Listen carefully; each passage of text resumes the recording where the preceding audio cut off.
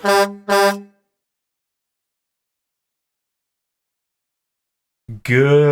evening, bus riders. What is up? It is Tuesday night, but more importantly, we are kicking off Shufflebus Season 5. Killer Cactus throwing out the hashtag Let's Go Scrubs. I love it. That's awesome, Cactus. Shrant coming in going, hope Neil Kuhn is here. And Shrant, I am here to fulfill your wish and dreams because Neil Kuhn is here with us tonight. We are. Hold on, Neil, you're muted. I'm sorry. I had him muted. Yep. I didn't want to give him a voice, chat. I didn't want to give him a voice. We've got lots of folks in here right off the top, so that's great because we're going to kick this thing off. We've got a ton to go through tonight, guys. Like, there is so much here. Beyond the fact that we have 44 players registered for Shufflebus Season 5, which is just awesome. We've got a brand new meta to break down. I'm glad that we had some time to dive into this because Neil has decided to put together a master thesis on tonight's decks to share with us. Be a little much. I went through and I tried to total all the cards. I'm trying to make you sound smart, dude. I know it's hard to do that. Accurate, I think, with the totals, but I might have missed one here or there because I was just doing it by hand. I'm sure that Kaya will. Shrant's heading out on the Neil pieces. I'm sure Kaya will do a better job afterward. Oh yeah, Kaya is the one that always does the master of the data analysis for sure. So, and I want to give a huge shout out to Kaya on this because his data made creating the web page for the player records and such for the deck list tonight that much easier. And yeah, I couldn't have done that in anywhere near the speed that I did it in if it wasn't for that. So Kaya, if you're on stream or you're catching this on VOD, you are a champion of this community, and I thank you so much for that. So Neil, we've got so much to cover, but I think we got a really exciting announcement right off the top here. And so I want to jump into this really fast, and then we'll come back to Season 5. So we've got a huge announcement to make here. You're going to see it on...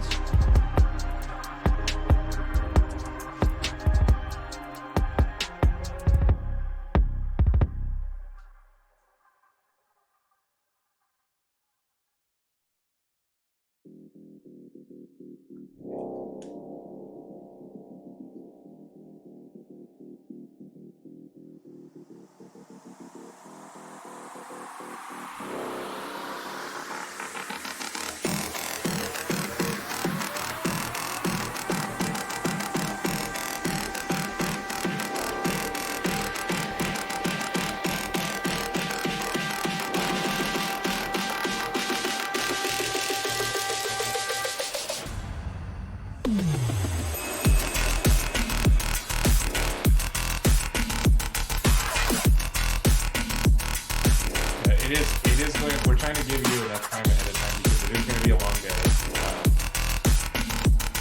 But hopefully, most of you can make it. I mean, ideally, all of you can make it, but I know that's probably not possible.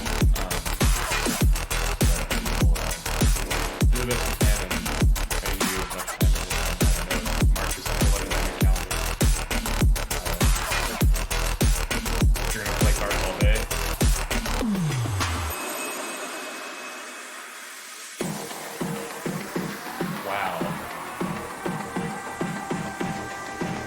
We'll do this a different way. All right, we're back. Thanks, Shmendrick. Yeah. So that particular scene doesn't have any audio or mic set up. So 1 second. Oh, okay. That's why I did that. So the tournament will be on December 11th. Yep. It'll be a one-day event for all competitors that made a top 8 in one of our seasons this year. There are 19 of you right now, plus whatever if anyone new makes top 8 this season. So mark your calendars, tell your significant others and your children that you will be unavailable because you're going to play cards for 8 hours on the 11th. And hopefully most of you will be able to make it. I mean, ideally all of you will be able to make it, but we know that that's not necessarily possible, but that's why we're trying to give you enough time ahead of time You got 2 whole months to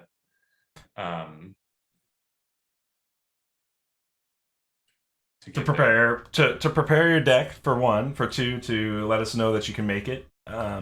We will have a due date on the RSVP. You will get a personal invite with that, and you'll be able to fill out a form for your registration specifically. But the goal here is to get as many of the top Shufflebus competitors together in one tournament so that we can decide a 2021 world champion.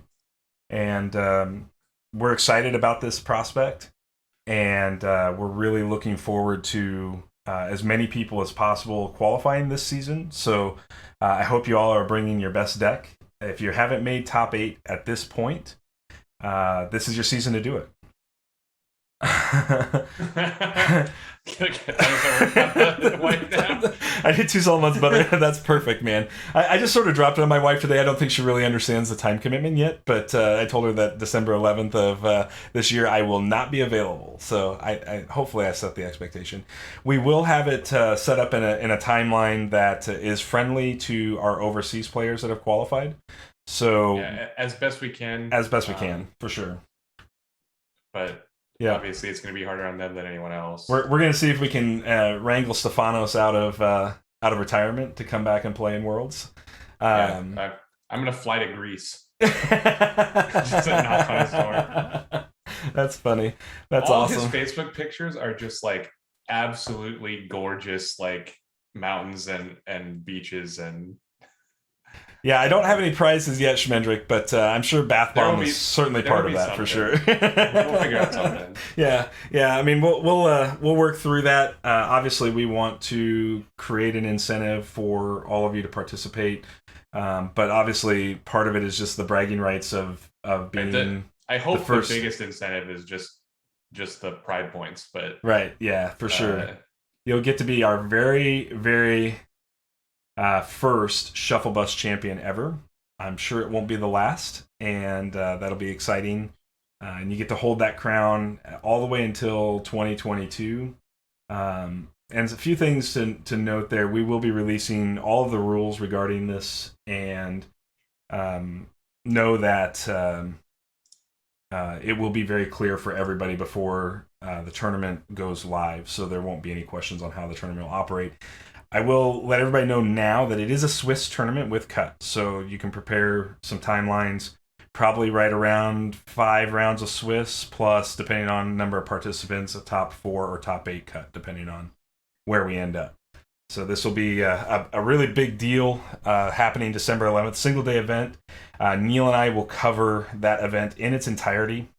Even when I win season 5, I won't play. Just like you won't play from your top 8 and whatever. No, I had top 4. All right, so just give me a little benefit of the doubt. That was the scrub season, but fair enough. So yes, I am abstaining from playing. Neil will be abstaining from playing regardless of his season 5 outcome. Apparently, it's the day after Christian's birthday. It's also the day before my birthday. I planned this specifically to give you a birthday gift. I'm not giving Neil a birthday gift. This isn't. It's for you. It's all for you, Christian. It's probably. I guess it'll be closer to his birthday than mine. So, maybe you're welcome. Anything for you, bud. I'm here for you, man. I got your back. All right, so let's move on. That was our big announcement to kick the show off. Now we get into some really fun stuff. If y'all participated in Fighting Walloon's pre-Shufflebus 5 meta predictions survey. You gotta make that bigger. It is so small. I will try. That's gonna be tricky. How's that? Oh, that's way big. Too big. All right, how's that? Does that work? I think that'll work. Yeah, that's way better. All right. We'll adjust as we go down. So there was a survey that went out in the Shufflebus tournament channel here recently. We ended up with about, I think, 19 responses from the previous season participants and anybody that saw it in the channel. And there was a series of questions that Fighting asked and wanted to get the community's response on. So the first question in that survey was, who would be First time chat from viewer Clue. You've never talked in chat, dude. Thanks, man. Appreciate it. Yeah, I'm super happy that you're excited about that. Yeah, for sure. Who will be the most popular Phoenix-born in Shufflebus season 5?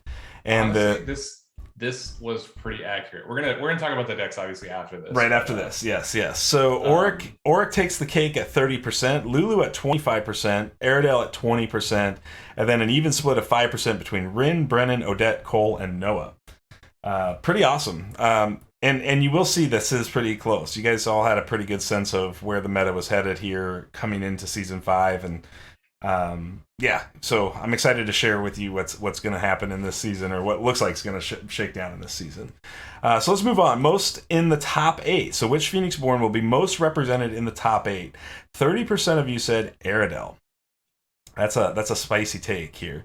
Then we got a 20% on Odette, 10% on Lulu, 20% on Leo, and then 5% split between Maoni, Xander, Harold, and Brennan. So y'all think Auric's going to be well represented, but not do very well. That's interesting.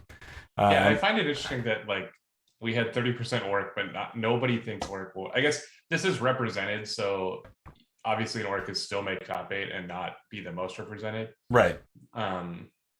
So it could just be the way the phrasing on the question was. But yeah, I read this to myself and thought, y'all think Auric's going to be really well played, but not show up in the top 8 or be represented in the top 8. That's an interesting I mean, we have seen like the last couple times the most played Phoenix-born wasn't the most represented in top 8. But we'll see. When we get to the actual data, then we can talk about what the probabilities of this are. But absolutely. For right now, I think the Xander is an interesting answer. Obviously, we don't know who said these, and out of 19 or 20 entries or whatever, obviously that was like one vote for Xander, one vote for Xander, Naomi, one vote for Harold. But y'all are staying true to the trend of Shufflebus, where the previous season's winner doesn't make itself back to the top 8 or well represented in top 8. Yeah, somebody voted for Harold, but yeah, for sure. All right, so let's move on to the Phoenix-born that you all are hoping to not play against. And it's gonna be like a big circle of Auric. No, it's a giant circle of Harold. 22.7% of you didn't want to play Harold. I totally get that. 18.2% of you said you didn't want to play Maoni. And then we get into the weeds a little bit. Brennan at 13.6, and then it's Auric and Odette tied at 9.1, along with Leo right there at 9.1. Somebody voted for Victoria. Like, first off, what? Okay, so Victoria, Aerodale, and Koji at 4.5%, along with Rymia. I think Rymia, if Rymia becomes more well represented in the meta, and if somebody can kind of take up the helm that Stefanos sort of paved the way with Rymia, I mean, she can be a force for sure. This is a really arbitrary question, right? Like, so I think the Herald is an obvious answer I should have put together, because that was the winner of last season. We saw a bunch of really long games. Mm-hmm. The Maoni kind of surprises me, because we haven't seen one for a while, but it is, Maoni does play a different game than most Phoenix-born, so that's interesting. And the Rymia and Vicky, like, that has to just be some personal thing where like you don't like getting your dice rolled and you don't like getting your like cards reordered. Yeah, because they don't actually do very much. No. But Rymia is a pretty solid force when played correctly, though. We saw that in season 1, and I think there's not been much that has changed. If anything, she got a little better with these new sets of cards in the charm side. So yeah, I mean, she could be a real thing. Christian calling y'all out in chat. Philly Cheese says +1 for Maoni. Don't want to see her at all. The Shufflebus odd number seasons are a sacrifice to the snake. Yeah, Waves, it's very possible. There is one this season. We'll talk about that when we talk about the decks. And Christian just wants to talk pizza toppings, so we're going to avoid that question right now, Christian. Let's move on. Most played dice type. So what will be the most played dice type across all decks? And 60% of you voted for nature. I think that's pretty safe. 25% added charm to this list, and then it's split between 5% on sympathy, time, and divine. Nick says, I'd love to not face Maoni as well. Georgia Flea says, "Whoa, Illusion, where are you at?" Shadowfire says, "I would maybe play her on Ashteki if she wasn't a bug on there with the disability. Not sure if I could play her too slowly." Understood, Shadow. Kaya says, "Nobody likes Ceremonial. How the fallen have fallen." Yeah, Kaya, you were holding up that mantle. Yeah, Christian tried to take it up in season 4. I think it's the way that this question is worded, because it's what's the most common, like what's the most played dice. Ceremonial has never been really the most played. It's just like splashed in all the nature decks. So I think if you ask like people to order what they were played, then Ceremonial would be up the list. But when you're just talking about most played, like obviously Nature's insane, and I'm sure a lot of people voted Charm because there were a lot of great Charm cards just printed. The other ones again are single votes, so I don't.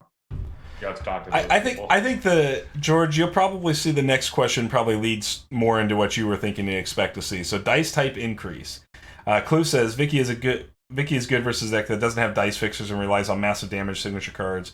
Xander and Lulu could be at a disadvantage. Christian says, "Oh, a ranking system would have been a cool question to see." Good feedback for fighting. We'll take that back to him, Christian, for sure. So, which dice the type? Nature of how Ceremonial is, like you always have like 1 or 2, right, to play your festers and stuff, maybe 3. Yep. Which dice type will you see the largest increase in use from last season? At 40%, Charm coming in hot. Makes a lot of sense with Auric and the Charm cards that were printed into this tournament for Auric. Illusion coming in at 30%. We're seeing an increase in time by 25%. And Divine going to get a small bump at 5%. I think these are pretty close to... I didn't go into the actual colors when I was doing the... analysis, so that's something that you can ask Kai about later. But I think Charm is the easy answer. I think if I was trying to win money betting, I would say Illusion, not because I think Illusion will have a bunch, but because it was like it's never been played very much. Right. So like the difference between 2 Illusion dice and 10 Illusion dice in the tournament is different than the like 15 Charm dice to 20 Charm dice that we're going to see. Cam saying, Fate Reflection, bring an Illusion up. Kaya's linking something into the Discord. Not sure what that is, Kaya. I'll let somebody else feed into that right now. All right, so dice type decrease. Which dice type will you see the biggest drop-off in use from last season? Kaya's got the breakdown of the previous dice types. Oh, nice. So Ceremonial at 45%. Y'all think Ceremonial is going to fall off a little bit in this season. Then we've got a split between Nature and Sympathy at 20% and 20%, and Divine taking a small hit at 15%. Interesting that 5% of you thought Divine was going to come up, and the larger majority of you thought Divine was going to fall off a little bit here in this season. I don't know. Again, until we get the breakdowns on the new decks, it'll be hard to know that for sure, but I know Kaya will do all of the work that we love him for to make that... no pressure. None. Zero, Kaya. Get to it right now. Like, we don't even have the list yet, but you can go ahead and get started. I think... I mean, Ceremonial is a great color, but Ceremonial lives on the back of Knights, right? And so if you think Knights are not as good in this meta, and I'm not saying that's true, but if you think Knights aren't as good in this meta, then Ceremonial automatically sort of gets kind of knocked down a notch just because of the lack of Knights. Splash is like, it's like 3 cards that are the big ones, right? Right. Fester, and then any particular Knight that has a Ceremonial in it, and Blood Chains, to a smaller extent, Final Cry. Right.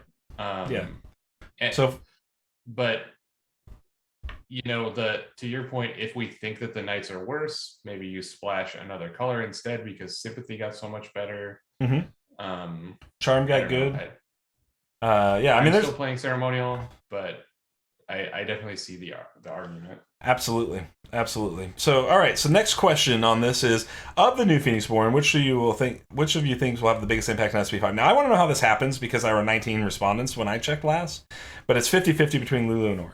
So there's probably some rounding involved.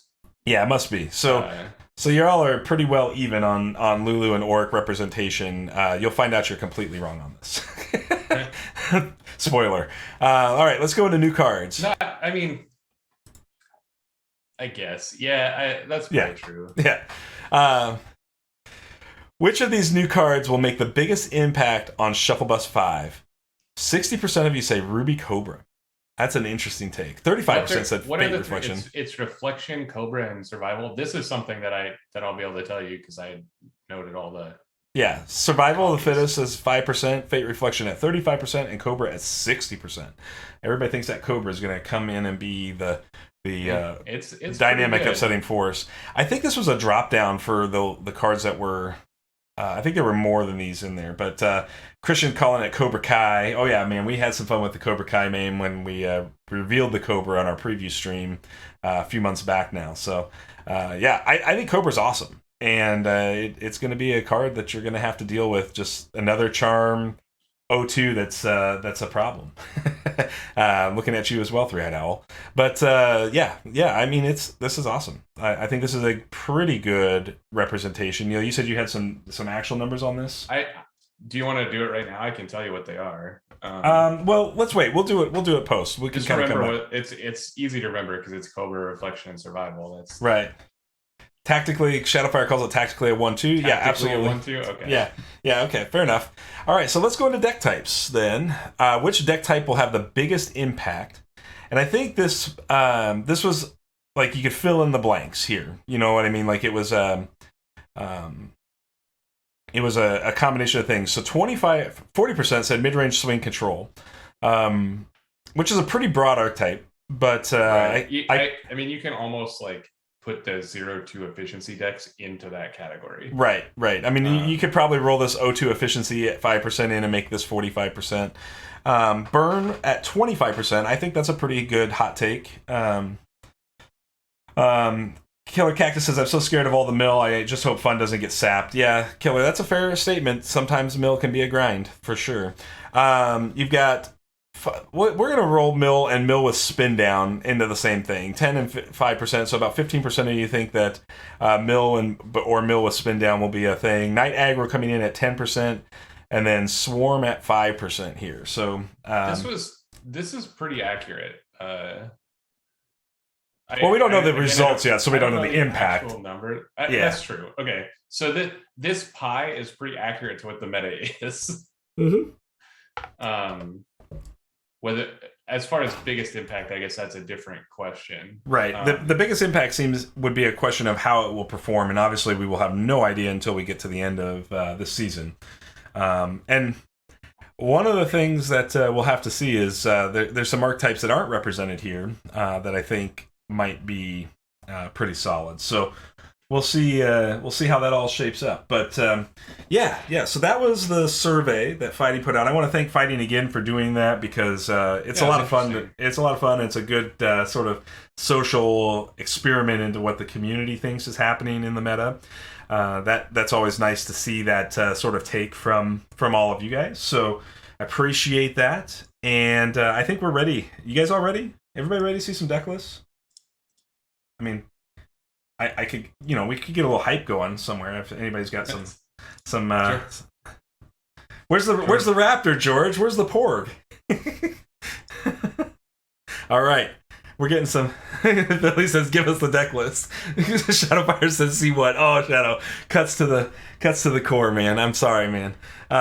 Nick is all excited as well. Let's do it, guys. Let's go. Shufflebus Season 5 deck lists. I'm going to link this in the chat for you all who are with us so you can access it in real time.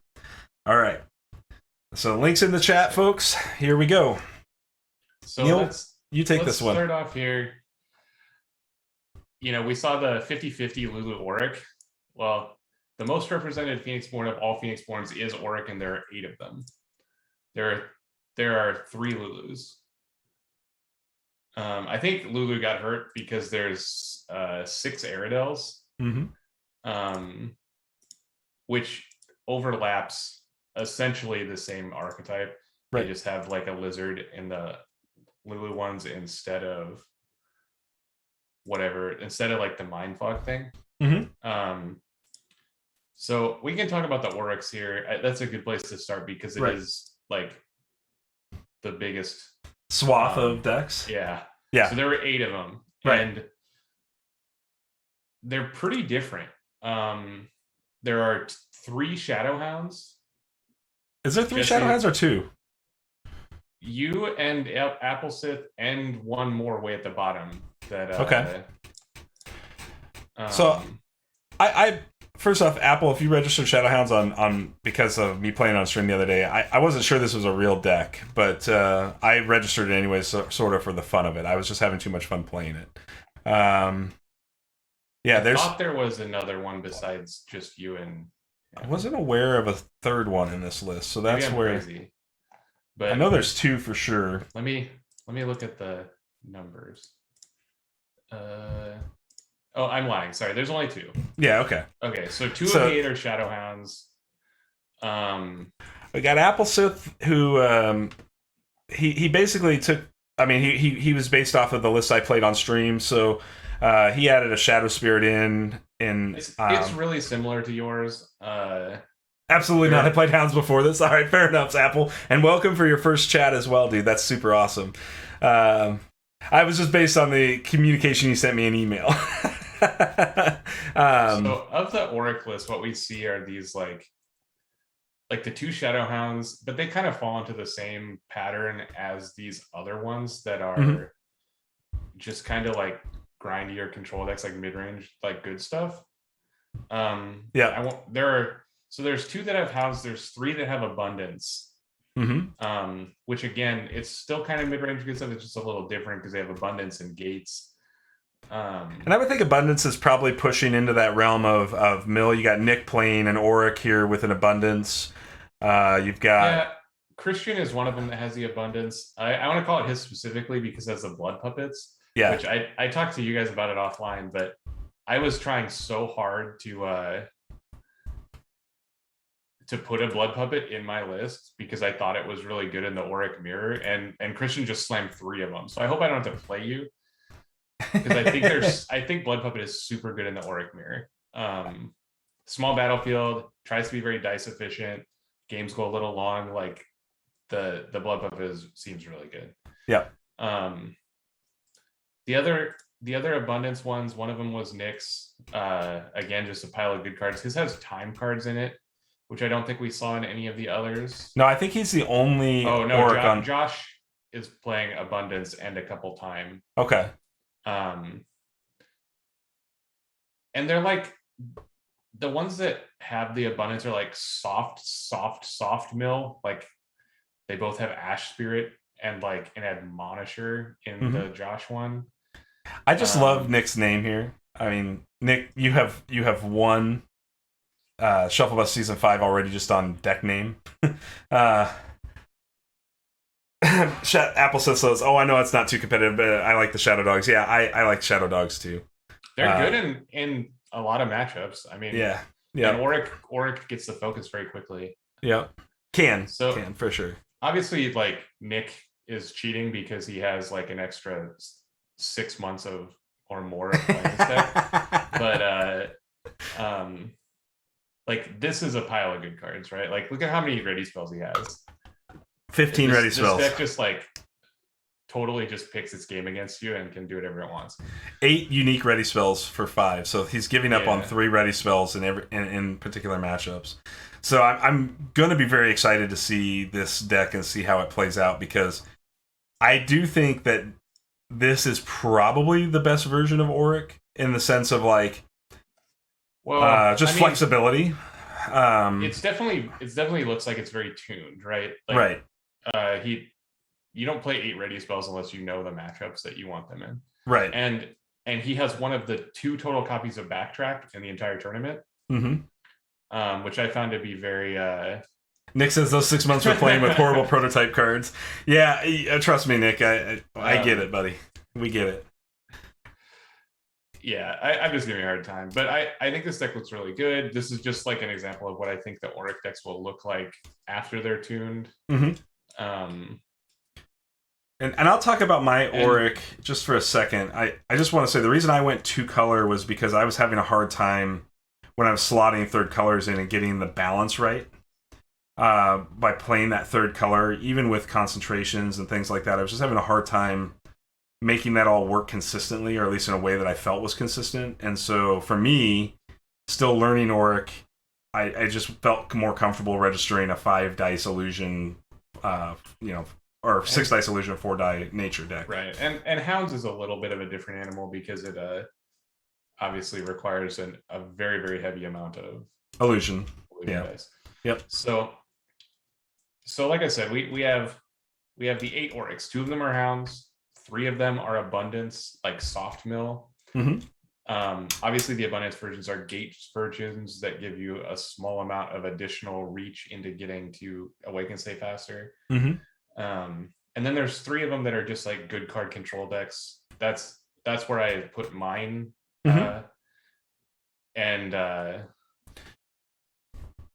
So you're on the hard control of the small sacrifice, focus small sack, and just removal cards. Yeah, Philly, 44 players, buddy. And I have tuned this a small amount because I played it a lot, but I only have the 1 additional book of Sister Spirit. I don't know. Auric is going to be the biggest percentage of the field. At what is that? Somebody do this math for me. 8 out of 44. Yeah, it's like, what is that? 8%. It is 18%. 18%, yeah. So I don't know what we like math tonight. I don't know what the breakdown was in that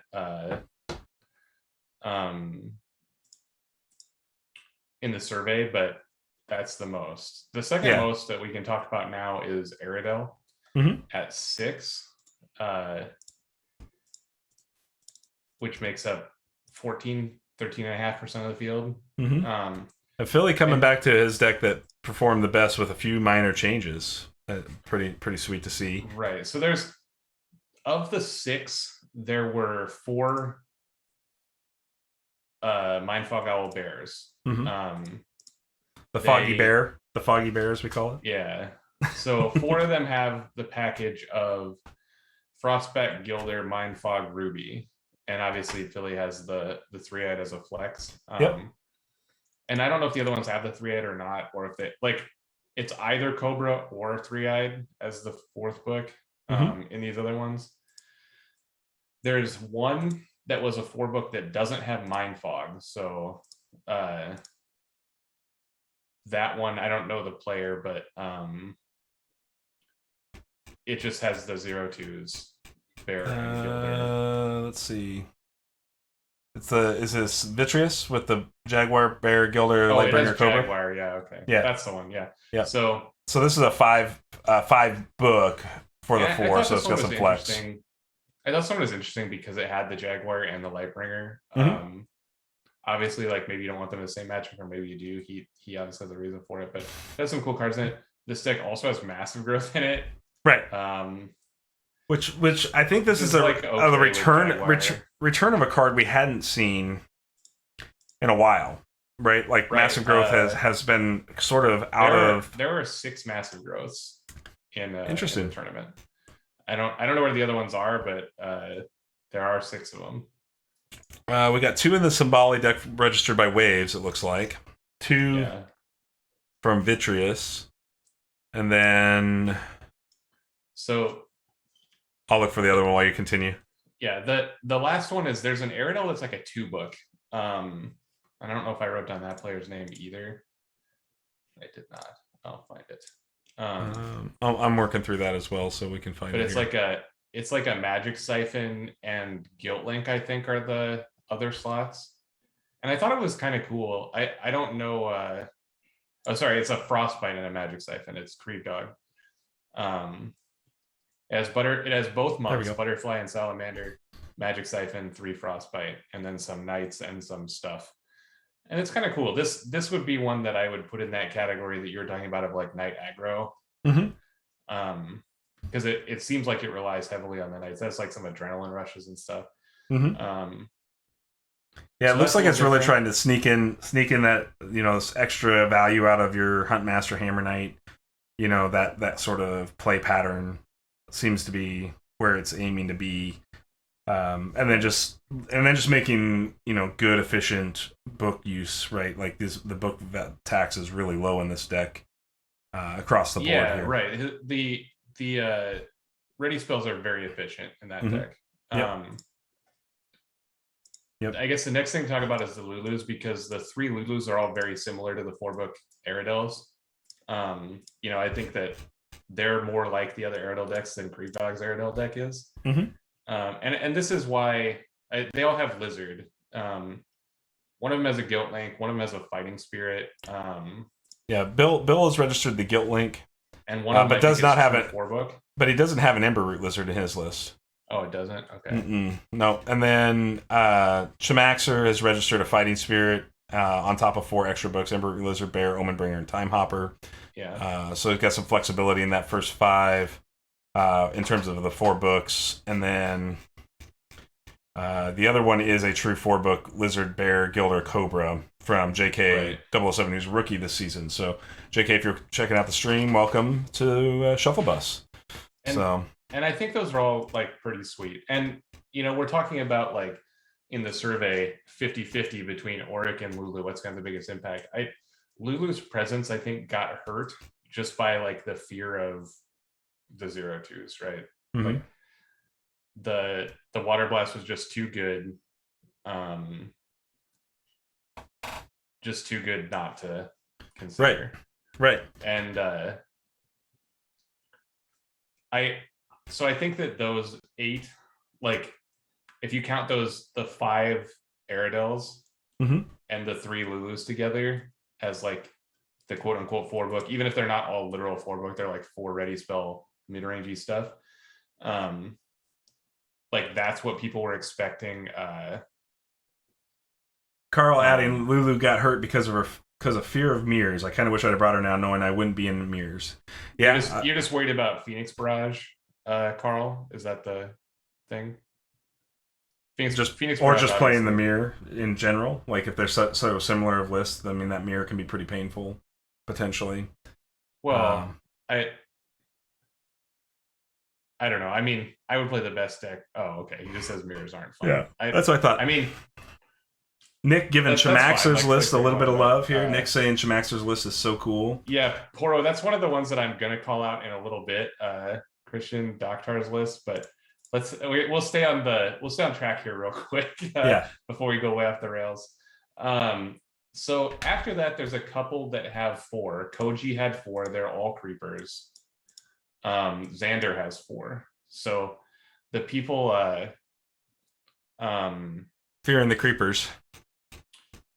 Right. The people that said they're going to see creepers, they were right. I kind of flip-flopped on my creepers are a good thing earlier, like 2 weeks ago. So we got Kalkamile. They're kind of interesting. They all have like slightly different additional counter things, because obviously I love Koji, but like Carl's has Guilt Link. There's a Fighting Spirit in 2 of them, I think. I think Carl's list is pretty close to the list that he won the Columbus game day event with. I'm not saying it's 100% the same because I don't know those lists in and out. Yeah, it's not 100% the same, but it is close. Got a spicy one of Gates Thrown Open in that round 1. I do like that as a potential play here. Yeah, the deck is cool. He gets to play Gates, and then obviously he gets to play Fate Reflection because of the Wolf dice. Right. But the seal in the list there. He does have the seal. He's going to be working on those Auric lists, on those Concentrate Auric lists, pretty rough here.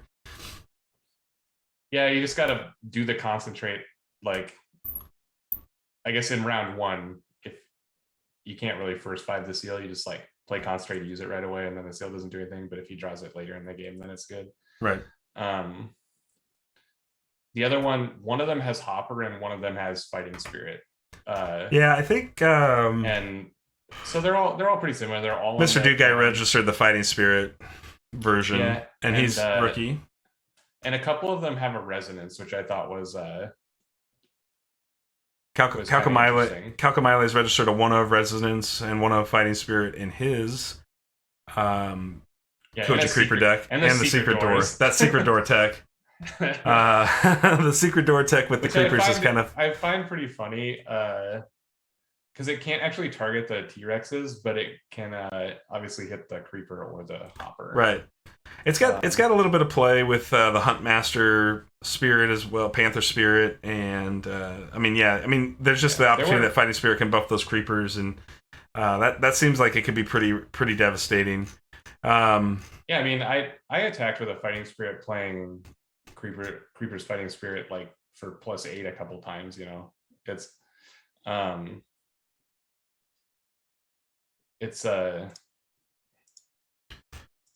It can be a very powerful card. I think it's only good in creepers. German saying, interesting to me that Carl teched a seal for Auric. 10 battlefield deck would probably have an inherently good Auric matchup, right? Yeah, I'm not sure. Carl says not a tech for Auric. That's spicy, Carl. Well, might have to reach back out on that one here at some point post-tournament. I don't want to reveal your things. No Cole in this season, Nick. There is not a Cole. No, nobody registered a Cole this season. After that, there were 4 Xanders, and a couple of the Xanders are pretty interesting. So we got Squaricle, rookie coming in, registering a Xander here. We've got German has a Xander, pretty standard Xander of just like some summons and some knights and some stuff and some earthquakes. Just like a control deck. I think that deck looks pretty good. The one that I thought was interesting, I'm trying to find. I should have wrote the names down. That would have been smart instead of just all these numbers. And then Clue's got he calls it Mastering Gun Mage SB5. And I think he that's has the one. Is the Clue one? Yes, I think he have string gun. Didn't he? Yeah, did he have Machine Gun Jessa last season? Was that Clue's deck last season? Or was that somebody else I'm thinking of? I don't remember. Anyways, there was somebody that had one they called Machine Gun Jessa. I remember that deck name for some reason. Just so you guys know, and in one of the games I played, Clue was on Vicky. I slammed a Grave Knight with a Root Armor, and he killed it with his Earthquake because his Earthquake put a damage on his String Mage. Oh. So he got to like move the last damage over. Cheeky. Because that goes past the armor. That was pretty cheeky. Obnoxious. That's pretty obnoxious. That's pretty sweet. Good on you, Clue. Yeah, that's sweet. The String Mage, I was really impressed with String Mage in this deck. I thought it was very cool. And obviously it's a combo with Earthquake and with Small Sacrifice. Right. Just some stuff. Very cool. So we got Xander here from Clue with the small sack, and then a whole host of allies that Xander likes and can continue to recur. Yeah. Mostly I just wanted to call it the String Mage because I just thought that was awesome. Yep. All right, so what do you got after Xander here, Neil? So those are the ones that are 4. Now there's several that have 3. There's 3 Brennans. They all look really similar. Aggressive guys and burn stuff. Aristotle registering a Brennan with no Vampire Bat Swarm, but going heavy on the Chant of Revenge, Frostbite, Burn plan here. Got Asterix running. Looks like a pretty close mirror to the Frostbite Bear version that was ran in season 3 to a 2nd place finish from Brian B. So I mean, obviously this one has the extra time die, 1 less sympathy die. So Philly adding in no Cole, Fiona, James, Nameen, Raimia, Saria, or Vicky. Sorry, Monk, we are through signups. We are kicking off pairings tonight at the end of the show. I appreciate you checking in. Hopefully you'll stay with us through the season and you'll join us for our next season. But welcome to the stream. So we got all the Brennans are pretty straightforward Brennan, right? The other 3 of was Lulu we talked about, and then Noah. There's 3 Noahs, which I like. That's way more Noahs than I expected to see. Yep. And they all are on Wolf also. Yeah, they're all Wolf Noah lists. I did get to play a version of Chaos Theory's Noah list at the Kansas City tournament. That is what he brought, a 4-book Noah. I think we talked about that a little bit on one of the streams recently. And he is basically registered the same list, more or less. I don't remember if he had the secret door in that matchup or not. But I can tell you that this list puts a lot of pressure on you real fast. So I'm excited to see how Chaos Theory is able to navigate Noah here. Obviously, he's a returning competitor. He's already got one top 8 under his belt. And he named his Celestial Fenrir, which I dig the name. That's sweet. And then you've got Skak coming in, Ian coming in here with his own Noah list, and very similar approach, but he's heavy on illusion and into the gates plan, but also on a 4-book plan, it looks like, with the Spirit, Lightbringer, Wolf, and the other one had gates too. The 2 of the decks are on 3 wolves and 1 is on 1. What was the other Noah that was on 1? I hope I counted them right. I know I'm pretty sure you did. I just can't. I'm looking for it right now. Just Cam. There it is. You got a gates if you're Noah, George says. Yeah. I agree, George. Is that the deck that Gates was from? I don't know. No, I don't think so. I think Gates was from like Gates was from, was it from like Symboli or one of those? Yeah. I don't remember who had the gates. We could go look it up on Ashes. Carl says Symboli. Yeah, I thought I was remembering it. Carl, thanks for confirming that. So Just Cam's on Noah here as well. No Strengthen from Just Cam. That's a good call, German. Right. I was shocked. Could somebody go check and make sure? Can somebody make sure Just Cam isn't been taken over by an alien? Are you okay? Yeah. Like, dude, do we need to like send help? I mean, like seriously, because yeah, I'm a little worried about you, dude. There are 5 strengthens in the tournament. Yeah, I think one deck has 3 of them though. So this has got the Secret Door tech. I like Secret Door with Mass Wolf.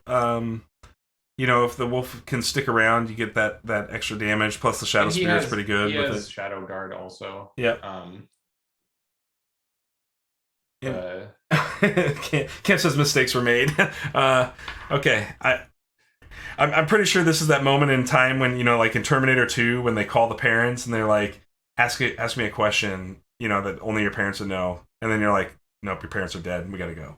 Like Cam is dead. We gotta go.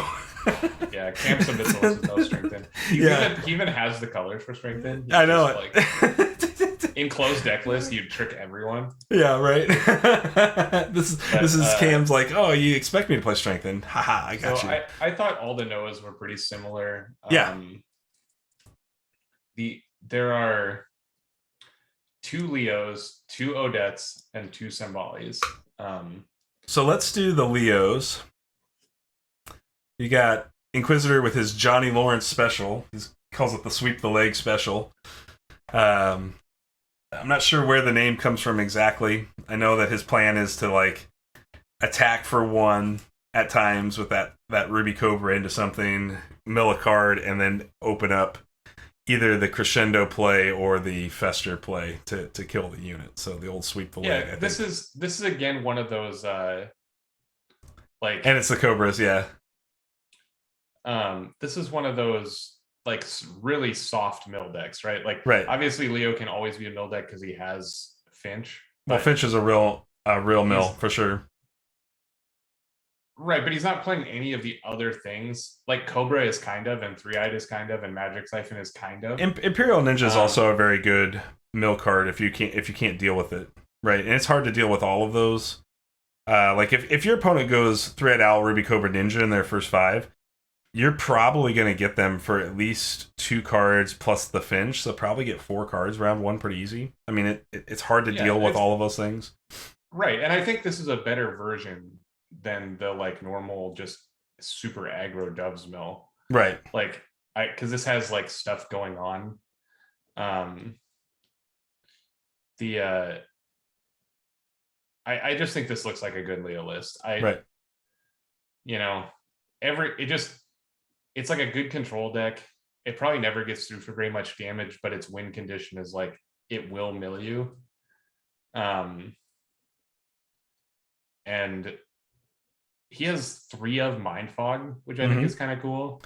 I think the plan here, and Christian beat me to it in chat because you were talking, but is to use the Finch with Mind Fog, because if you want to block the Mind Fog, you're going to have to block the Finch, right? So there's that sort of aggression. Yeah, I mean, play. In general, it seems like this is gonna like mill him anyway. The Mind Fog is, to me, and maybe I'm wrong. Maybe he like plans on attacking a lot, but to me, it just seems like he's running Mind Fog as like an efficient body to trade with the O2s sure. his opponent plays. But it's I like this one a lot. Yeah, I do too. I think this looks like a very good list. Coming from a past Shufflebus champion, you know it's going to be played extremely well. So, we'll see how that works. Carl adding in the Mindfog Finch is a sick combo. Yeah, I think it's pretty solid for sure. This is going to give a lot of decks a lot of fits. I think at the end of the day, there's just a lot of Inquisitor tech here. So there are the full 6 copies of Anguish in this tournament, guys. Just so you know. Yeah, and the other Leo is I'm trying to remember who was playing it now. You stare at these long enough, guys, and building this website, I don't 44 remember. 44 is a big number. It is a big number. Nobody can complain. I think Inquisitor had to jump off. He's going to catch it on VOD. So the story in the deck name, I think, is just related to the Cobra Kai, Sweep the Leg, Johnny Lawrence, Ruby Cobra. It's way at the top. Okay, Brian B. That's the other Leo. So Brian B registers Raccoon Owl Turtle, which is an Admonisher 3-eyed Owl Turtle Guard. Sweep the Leg is a reference, Cam, to Karate Kid. If you've ever seen the Karate Kid, if you haven't, the bad guy in Karate Kid is a dick and trips the guy. He does an illegal sweep kick to his knee to try to disqualify him from the All Valley Karate Championship. And the connection is that he's he's from the Cobra Kai gym. He's running Cobra. German. It's like 4 steps onto. It's a deep cut here. Germans adding both finalists last season were on Herald. Now they're both on Leo. What do they know? German. I agree. We don't know. If I knew, I clearly wouldn't have registered a Shadowhound Auric if I knew the answer to this.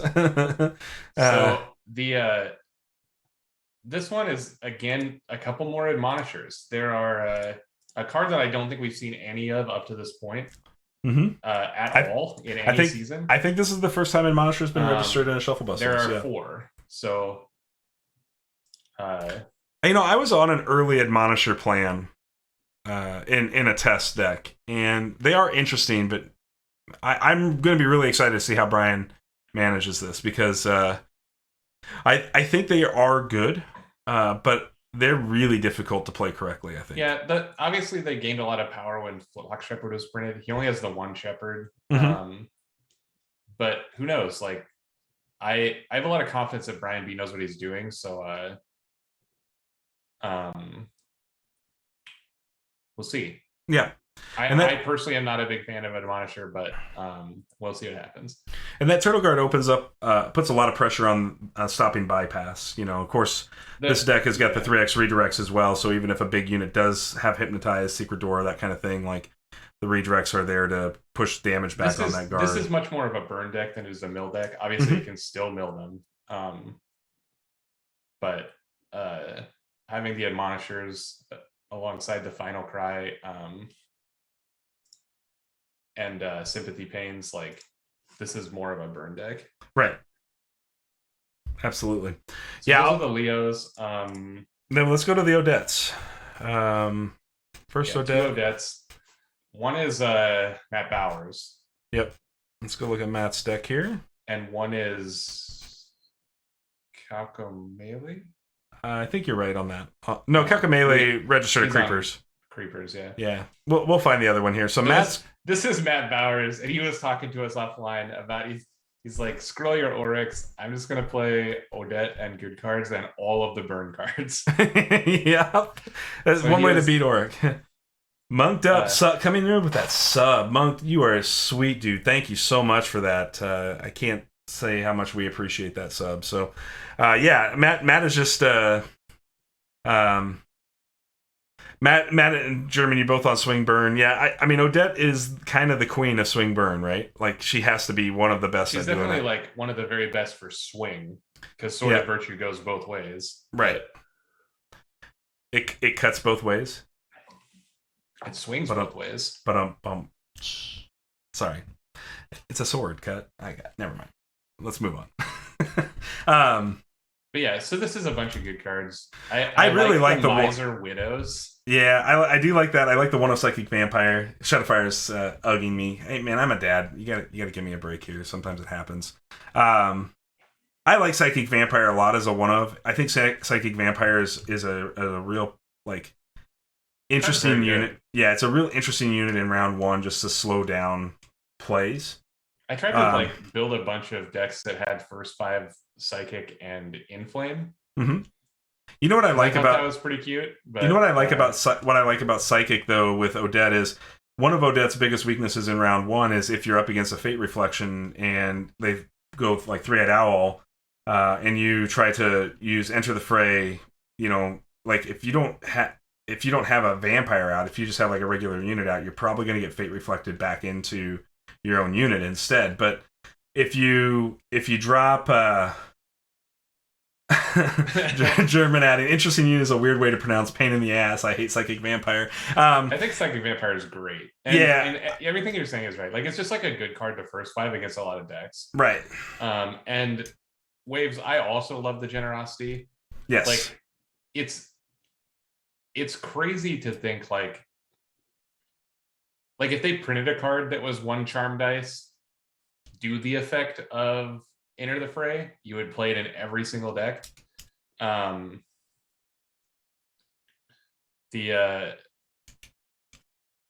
know. I think it's great. I think it's awesome. I was trying to play it with 3 copies of Generosity. I think usually they're gonna like. In this case, when you use it as reset Enter the Fray, the other effect that you get is like always 100% turned on.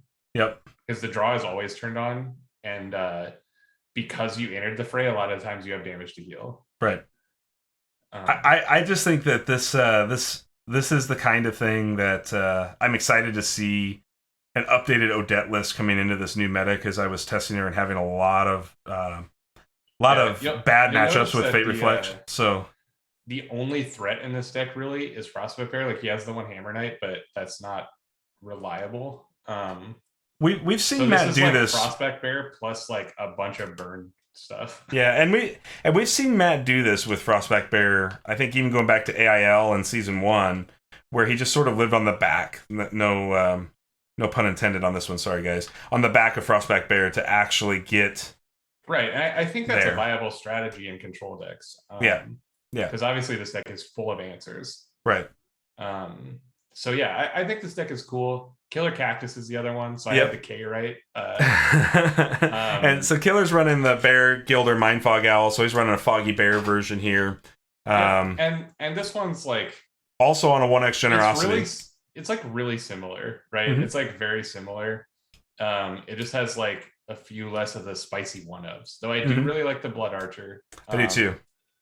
I do like the extra threat. Hey, Fighty, no problem, man. Hammer Knights. It has the Molten Golds. It's missing out on the like the non-Molten Gold burn spells that Matt's version has, but obviously it makes up for that in its bypass units, and it even has the regress to like super get in there with the Bear Fog thing. Yeah, I do like the 2x regress, and I do think regress is good if you can get to a place like where you've got good bypass like this. I'm sorry you missed it as well, Monked. Apologize for that, man. We try to keep it updated as much as possible.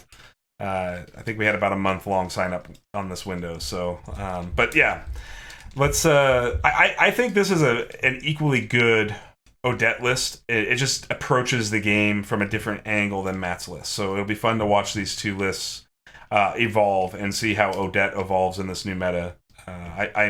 Because as you all know, I love Odette. I mean, like, absolutely love her to death. So, super excited to see the results for Odette personally. That's something.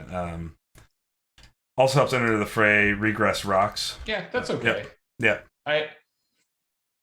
I usually don't like spending a card to gain a couple life, but obviously there's times in the game when you would do it. Right. I would imagine that's a pretty desperate play for Odette in many cases. Just with as much Odette as I've played, I've taken the whole host of 3 damage on an Enter the Fray before. Sometimes that is just fine to do because you might take it anyway. So you might as well. I would rather shoot an Iron Rhino than let it attack me. Right. Unless they haven't summoned it yet, but. Right. Yep. Absolutely. All right. So do we got anything else? We got a Rin to cover. We got. There's still a lot of decks left. I don't know if you want to go over all of them, but let's talk about Doctar's Herald list because I thought that was really cool. Okay. So here, the one of Herald this season. This is a Canyon Shelter deck. Yeah, it really is. It's right? like it is a Herald, but this is not anything like the Heralds we saw last season. Like, this is a what I would call an aggressive Herald, right?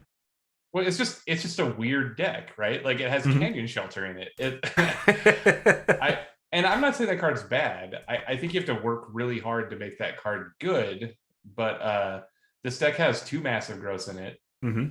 It has a Polarity Mage. It has a Swift Messenger and a Standard Bearer. Just like a bunch of stuff.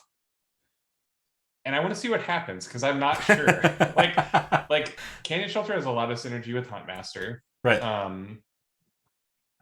But Canyon Shelter on anything is pretty good once you get it rolling. But this deck is just wild. Like it's out there, man. And we did some testing, right, where we were playing. You and I were playing. You had a Canyon Shelter deck that was recurring Grave Knight, and Canyon Shelter. Once you get it set up and operating, like you were talking about, that you have a very small window to actually deal with a threat. It makes your threat that you put under it very safe. But it doesn't make your life total very safe because it doesn't like incentivize your opponent to attack your threats. They have to attack you to end the threat. So this deck is aggressive. I mean, it's got massive growth in it for Christ's sake. It has the one of Close Combat, which I actually have like in the last 2 days or 3 days or whatever since I saw it on Discord. I like Close Combat a lot more now that I know that you can't Fate Reflection it. So that's like very cool. A damage spell that gets through Fate Reflection. Is that because of the unit deals the damage, not the spell? Oh, that's interesting. And Fate Reflection only does damage dealt by spells or abilities. That really does kind of give a shadow, like a small shadow buff to Close Combat. I hadn't considered. It's more than a shadow buff. Like all the damage spells got worse except that one. Right. So that's a good point. Now, obviously, I don't know that it's like you should play it in every deck territory, but I think that if you're going into the meta, assuming that you can reflect Close Combat, I thought we were talking the other day that you couldn't. I can see the Seeds of Aggression because it's 2 units attack damage doing it. I can see that. I had to go find the thing in the rules again, but. So Close Combat says, choose an unexhausted unit you control, deal damage to another unit equal to that. Oh, okay. So I have it mixed up with Seeds. Yeah, Seeds of Aggression makes sense. Says the spell does it. Choose target unit control, target unit opponent controls. Those units deal damage to each other equal to their attack value. So Seeds doesn't actually deal damage. So Seeds does get around the Fate Reflection. Okay, so that's a huge buff for Seeds. And Seeds was fringe playable before, so that's interesting. Sorry that I got those mixed up, but I think Seeds is better now because of that. And but neither of them is bad before. You know. It's interesting how many people are on a 1x Fate Reflection. I'm assuming they're just planning the 1x as a first 5 option against things like Odette and Aradel. Let's take a quick look at we had that question of what's the most impactful card. Right, it was Cobra. So that's 60%. There are 8 Cobra books in the tournament. All right, which is way less than I thought there would be. Yeah, me too. There are 24 Fate Reflections. Which, wow. Okay. Like, you can kind of count that as a tie because one Cobra book is going to have a lot more impact on a game than, like... One Cobra book almost qualifies as a playset. Right, like a playset. That's what I was going to get at. So, like, obviously there will be decks that have more than one Cobra, but one is enough to kind of count as a playset since you always first 5 it. Whereas Fate Reflection, you kind of need the playset to see that. So I think Fate Reflection and Cobra are closer to being tied. Okay. And then the other one, somebody voted for Survival of the Fittest. Survival. There are 7 Survival of the Fittest. Okay. Among all decks. I do like Survival a lot. I think it's a really good card. I think it's very powerful. Obviously, like, your deck has to be built to it. Sure. But more on task. I'm just really excited to see these Doctar games because I have no idea what this deck does. And I hope it's something cool because it seems really cool. No, I completely agree. And I think that Adam is a great player overall and has got a top 8 in his belt already. So, it's very possible that we could see him surge here in Season 5 with Herald because we know how good Herald is in general. And being the lone Herald means he doesn't have to run through a bunch of Herald mirrors, which can be a real problem for Heralds sometimes. So, there's a good opportunity here. Carl says Adam is currently the most underrated player in Ashes. Yeah, I could see that argument. I've enjoyed Carl. playing games with him the few times that we've played. I think he's really good. Yeah. And I just think this deck is wild. And I mean, if I was a betting man, I would not bet on this deck to do very well. But I want to be proven wrong because it's so cool. Yep. The other one that we can talk about, I guess, is the Astria deck. It's not as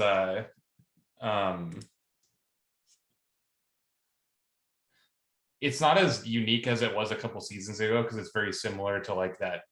Like, do you know who's playing it? I don't remember. I don't. Let me see if I can find it. I should have wrote these names down. It was dumb of me not to. But there's only one. Yeah, I just gotta. There it is. It's Shadowfire. Shadowfire's on Astria. Okay, so this is like I think, was it Cam that played the Strength in Astria in season 2 or 3? I think it was last season 4. Oh, maybe it's I was 4. in that, but it's very similar. I think he's done it twice now. Maybe. Oh, okay. But the Zizero's first time chatter coming in. Pumped for this season. Will be my first time playing. Ziz, welcome to the Shufflebus, man. It's so great to have you here. We're happy to excited to have you playing for sure. All right, so let's talk about this Astria list a little bit more. There's not a lot to say because it is really similar to the ones we've seen in the past. It does have a couple pain shamans I found a little interesting. We recently had the poll on the Discord of the double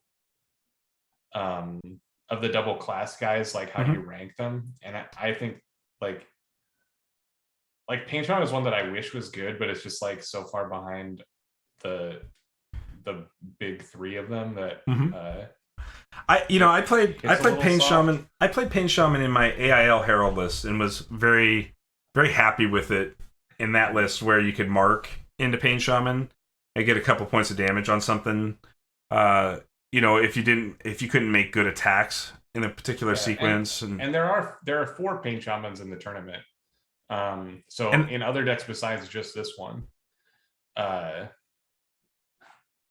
Shadowfire says this was what was voted on by the community. Yeah, that's what I was about to add. Shadowfire decided to do a community voted deck to play this season, deck and dice, I believe, and so this was what he was given by the community to play. So either the community likes to troll y'all when you do that, or they just love Astria because it seems like Astria comes up a lot in this sequence. Astria and Vicky both.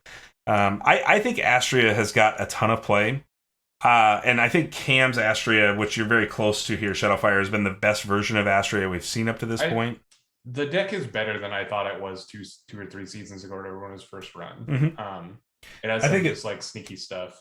I think it's very close to being a potential T8 deck. I mean, it's really, really close. So, I'd love to see Astria make a T8. So maybe this will be your season, Shadowfire, for it, because I think it's got a lot of cool tools, but it also has a skill cap to it. So, I mean, depending on your comfortability with it, it'll make a big difference.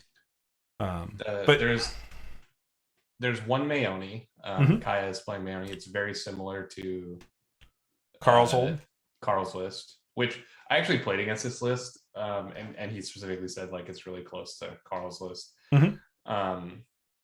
And I think I played Kaya with this list the other day as well. It does have fate reflections in it, so that's like something a little new. But overall, it does what Mayoni does. No big surprise there. There is a single Echo deck. Yeah, that was I was surprised to see Echo not as well represented as he has been in seasons past. I'm not sure. Well, he's been well represented in season past and just never like really done anything. Running the Ironworker, Carl, you're gonna love my Shadow Hounds deck then, because I got a one of Ironworker. Ironworker is bad in your deck, Jesse. That's fine. I don't care. I have it in there. It's only good if you like dump your hand so you actually get the draw. And it's just not true. You draw 2 cards regardless. So what happens a lot of times is I've got 7 cards in hand. I get to draw 2 more cards out of my deck with him. That's how it works? Yeah. Just draw 2 cards. It doesn't care how many. I thought it was then. There's the Echo. There it is. The cap. The cap coming in with the Echo. Yep. So this deck is again a little strange, right? He's got the 1 book. Right. His ready spells are triple Captivate, triple Royal Charm, and a Lightbringer. So obviously it's a very aggressive Night Shell, just like we see with Echo a lot for the Chaos Gravity value. I'm interested to see what the Royal Charm and the Captivate do. Yep. Like obviously they're like a pseudo combo with each other, and the sometimes like night Chaos Gravity stuff start requires a Royal Charm because you don't have enough dice to do everything. Right. So, and his one direct, it's very aggressive. His 1 direct damage is Seeds of Aggression, which is, as we just talked about earlier, good against the Fate Reflection. So, right, and this deck is obviously like a one-track mind kind of deck. Not that's a bad thing. It's just this has its plan. That's what it does because. Druids are going to recur those Captivates. It's so, like all 3 ofs. Yeah, I mean, I don't think you're going to stick big units. The question will be whether or not Captivate is good against smaller, more efficient unit boards that we've seen a lot of in these deck lists up to this point. Specifically, the combination of Lightbringer and Captivate is kind of interesting because you can like they have a bear and a Gilder or whatever, and you can like Captivate the Gilder and then Lightbringer them. And he's got all good cards here, right? Like Sonic Swordsman, good card. Shepherd, good card. Grave Knight, good card. Essence Druid, good card. You know, the Lightbringer we know is a great card. Chaos Gravity obviously is an insane card. Meteor, great card. Golden Veils, great cards to protect yourself. You know, I mean, so there really is a you're right. This is a very linear plan, but it's a pretty good one. It's not a bad one with Echo at all here. Like lots of opportunity. Let me look. While you're doing that, I'm going to talk about the Lone Fallen deck in this season. So Tuxedo, rookie for the season, bringing Jericho Fallen back. That is the only Captivate. Those 3. Yep. Now this is an interesting Jericho because it's not only on 3x Fallen, it's on 3x Strengthen. Swift Messengers, digging for cards. Turtle Guard to help sort of establish a board and protect yourself. This is an interesting take on Fallen. It's quite a bit different than the Kaya Fallen list that we saw in season 3, and obviously extremely different than the Fallen list that Christian ran in season 4. So I think, you know, will we see Fallen break through again to top 8? You know, it's a great question. They seem to be right on the fringe of doing that in many seasons. I mean, the card is obviously very, very powerful. Right, right. And I think with 5x Ceremonial is kind of cool. Like, it has 3 Hammer Knights. That's like not the kind of card you see in Fallen a lot. Right. Like maybe they have 1 Knight for specific first 5s or whatever, but this deck, I assume that's the best way that it utilizes Blink. Obviously, there can be times when you like blink a blocker, but when you're playing Fallen, that like blinking a blocker is not really where you want to be because this isn't like a commander type Fallen. This looks like a grindy type Fallen. And this is definitely playing off the whole recollect if things go south on you, even to bring those strengthened books back. I think the one of recollect is good. Generosity is probably all right in this deck in general. I mean, Generosity is a way to like kind of get around seal, I guess. Plus, it has many other modes. Yeah, it can also untap those strengthens to get extra value out of strengthen, which is not a bad place to be. So yeah, I'm excited. 3x Ironworker here, so it's this deck like is heavy on the draw from what we have been seeing. Mm-hmm. So we'll see, because the strengthen might be really good. I'm going to be really curious to see how strengthen plays in the Fallen. I'll be watching this deck close because I do think that we've seen how powerful strengthen is with things like Salamander Monk, and so I think Fallen play right into that same sort of synergy with it. So a little more work to set up the Fallen, but if you get them set up and get that engine running efficiently and quickly, and Jericho's Prepare can certainly do that. Like, you can just prepare it and Swift Messenger if you really wanted to get that extra book going in round one. You lose a lot of dice and tempo, but it is still an option to make that work. The Blink is a nice choice with Hammer Knight. I've loved having Blink for Hammer Knights, and obviously there's value. On guys too. I think that the Hammer Knight for sure is the most impactful Blink you could have. Right. Christian says, "Can't wait to have my puppets thrown back at me with strengthen." Yeah, Christian, that's a real potential for you there. That was like the biggest reason that I didn't put the one puppet book in my deck, because I was like trying to figure out another matchup besides the Auric Mirror where it would be good. Yeah, and the ones that I could think of were Astria and Jessa, both of which like essentially have a lot of ways that they can use the body, and you're just like giving your guys up. But the way the tournament turned out with a million Oryx in the field, I wish I had the Blood Puppet. Did we talk about Symboli at all? We did not. Okay, so Major Apollo. There are two Symbolis. Two of them, yeah. So Major Apollo, rookie to this season. Major bringing, I believe, a very similar deck to what we saw at AshCon, going back, because we featured Major Apollo on AshCon coverage a couple of weeks ago. Obviously, it was a very cool Symboli list. I believe he said that this was a Red King design Symboli list to begin with, if I remember correctly. Maybe I'm not accurate on that. If you're here, Apollo, please let me know. There was a lot of coverage that week, and so it's easy for me to get those things mixed up. This deck is just a pile of good cards. Yeah, everywhere you turn, there's something of meaning. This also looks a lot like an Inquisitor list, where it's a bunch of 1Xs. So maybe Apollo and Inquisitor have been working together on the back end to create a shadow team that's like, let's just register a bunch of 1Xs. So I think this deck looks fine. It has two Swordsmen, a Celestial Knight, and an Essence Druid, and Ceratosaurus Mount as like its big Symboli untaps. Well, Ceratosaurus Mount you can't untap.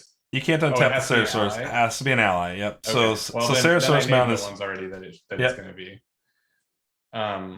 Major Apollo giving that first time chat, laughing at me. Yep. He says it wouldn't surprise me if someone else came up with something similar, but I haven't seen his. Okay, so I'm probably wrong, Apollo. So I apologize. I don't mean to take anything away from your deck building. I like the body inversion. I love the body inversion. That, like, obviously I've been really low on for a long time, but with the uptick in the value of 0/2s, which we didn't see nearly as many Cobras as I thought we would see, but there's still some, and there's some Lizards, and there's a bunch of Gilders. Yep. And so I think it's pretty good. The rest of the cards, like I said, he has like Celestial Knight Meteor combo. Yep. Just like good cards. So yep.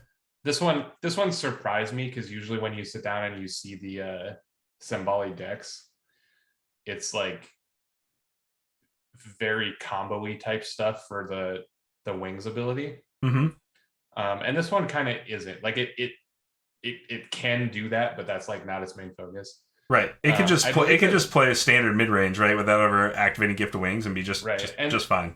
And this deck is like almost more of a Purify deck than it is a Wings deck. It looks like a bunch of cheap value guys to bounce. And I think Purify looks really good against a lot of the problematic summons for sure. The Cap says 3-book plus body inversion Aerodel was the deck I didn't bring. Cap, first time chat, man. I just could have swore you've chatted before, but thanks for chiming in, man. We've had a bunch of first timers tonight. Yeah, super awesome to have you guys chatting with us. Big ass stream this tonight. Yeah. A lot of people. Yeah. This is awesome. So let's go down to Waves, because Waves had the other Symboli here. Waves always brings spicy stuff. Like we saw Waves make top 8 a few seasons back with a Stallions Aerodel list. I believe it was Aerodel Waves. Am I my brain working correctly on that? It might have several Twitch logins that I don't remember. That's fair, man. This one is the Cap 2, so maybe you are on an alt account. Yeah, we've got. Oh, it was Echo. Okay, thanks. I was trying to remember. Man, Yeah. do you know how many deck lists I get to look at? It's a lot. Yeah. This is. So this one doesn't have the illusion, but like you said, it's very similar. It has a Ceratosaurus, has a Lioness. You know what I love about this list is the gravity training into the Gift of Wings. Unacceptable. That's fine, right. Waves. It's fair. You can hold me accountable. I like the activation of gravity training and then being able to get value out of it. I think that's awesome. What'll be interesting. This is the last of the decks that has 2 of massive growth. Yeah. What's interesting? This one is a lot more combo-y than the other one because he has the 2 Holy Relics, 2 massive growth. Right. So he's really bought into this, like, put an alteration on a unit, untap it kind of thing. Yeah. And this deck does have the other singular copy of Backtracks. So if you're playing against Waves or Nick, remember not to get Backtracks. just pay attention to that. Don't let your Backtracks get you. Obviously, we'll have open deck lists all the time, so you'll know. But I did find it interesting that they're the only one. I would have loved to have played a Backtrack, but I was not playing any turtles. Yeah. I like the Angelic Rescue here a lot too. Angelic Rescue can be a real blowout in round 1 if your opponent's on there's just decks you need it against. Right? Mm-hmm. Like this doesn't have. I guess this deck does have access to Fate Reflection, so that's kind of an interesting choice. But obviously, it's much more likely that you'll have dice for rescue and that the turtles may be used up by something else. Right. You can just hard roll. You can hard roll the power site on 5. Divine power. Divine dice. And again, we're on the 3x Purify, which is interesting, right? This deck only has the I guess that has Swift Messenger, so that's like a little Swifty, value. Shepherd, and Polarity. Shepherd are the ones that obviously you want to hit, and it can like reset a Light Swordsman. That's not something to forget. Like, Shadowfire asking, did all of the new cards get into a deck this season? No, I don't think so. I don't think anybody registered a Brawler. There is a Brawler. There is? It's in one of the Brennan decks. Oh, saucy. I have all the cards. So what are the cards that you wouldn't think that would get registered? There is... Did anybody... Hunting weapons? There are 4 hunting weapons. Okay. There are 10 in flames. Are those the only ones? The only alterations? Yeah, let me do this. Hold on. This will be easier because otherwise I'm going to go from memory. So this is actually a really good all right, really so we know there's Cannon, Shelter, Fighting Spirit, Root Lizard, Omen Bringer, Goron Rock, Hunting Weapons, Inflame, Phoenix Barrage, Survival of the Fittest, and Backtrack. Those, so everything from Lulu was registered. All of those there's at least one of. Actually, there's at least 2 of. No, not true. There's only one Brawler. Okay, so Captivate, yes. Concentration, yes. Ash Spirit, yes. Cobra, yes. Flock Shepherd, yes. Sunshield Sentry? Yeah, there are a few of those. There are... Generosity, yes. Recollect, yes. Rile the Meek? I would have to assume somebody registered a Rile the Meek. I have to look, sorry. Okay. Yeah, there are 2 Rile the Meeks. Wow. That is a card I thought there'd be a lot more of. Me too. Me too. That was one that I was actually going to call out. Yep. There's only 2 copies of Rile the Meek. There are... Where's my Sun Shields? I wish I had these in a better order, but I don't. There are 3 Sun Shields. Okay. All right. Yeah, I think everybody got registered then. Every single card from these 2 expansions got registered in decks this season. There is 1 Omen Bringer. I'm surprised there wasn't more Omen Bringers, to be honest. It's been a card that I know you're not, but you haven't played it very much. Mediocre. I played it a lot because I've been trying really hard to make the Canyon Shelter combo work. Got it. That does seem like a pretty good combo with it. Well, it's just so hard to set up. Like you can't make the trades that you need to make, and you have to draw the second shelter. If the combo chat is if you have an Omen Bringer, if you have 2 shelters, each with an Omen Bringer under it, you can like make a 2/2 for every time dice you have. Right. But is it like you can never like get to that actual game state? It's like impossible. Sure. Yeah. I'm not convinced that we won't find a good Omenbringer list at some point. It's gonna be like there's 2 lionesses, right? It'll be like that where like you need a 2/2 in the color. Because like Lioness is a great card, right? There's only 2 of them because that's where we end up on it, right? Right. It's the same with the Mind Fogs in that one Leo deck. So let's talk a little bit about past winners. There's one more deck if you want to talk about it real quick. Is it the Rin deck? Oh, there's 2. There's a Rin deck and a Jessa deck we haven't talked about. Okay, so let's do the Jessa deck because I think that one was closer here, but maybe I'm wrong. Well, the Waterbender is the Rin deck. Okay. Because here he is. Fighting registered Jessa list here. Yeah. So Jessa, I think is cool. This is an interesting example of what I think we've seen a lot of this season, where obviously the Jessa decks that we saw last season that were successful were the aggressive ones, the ones that had like many 3 dice units in it. Mm-hmm. And you'll notice that he has some, but like the 2 Jessa decks we saw that did the best had like 3 Exo Knights, right? Like 7 or 8 or 9 Knights in it.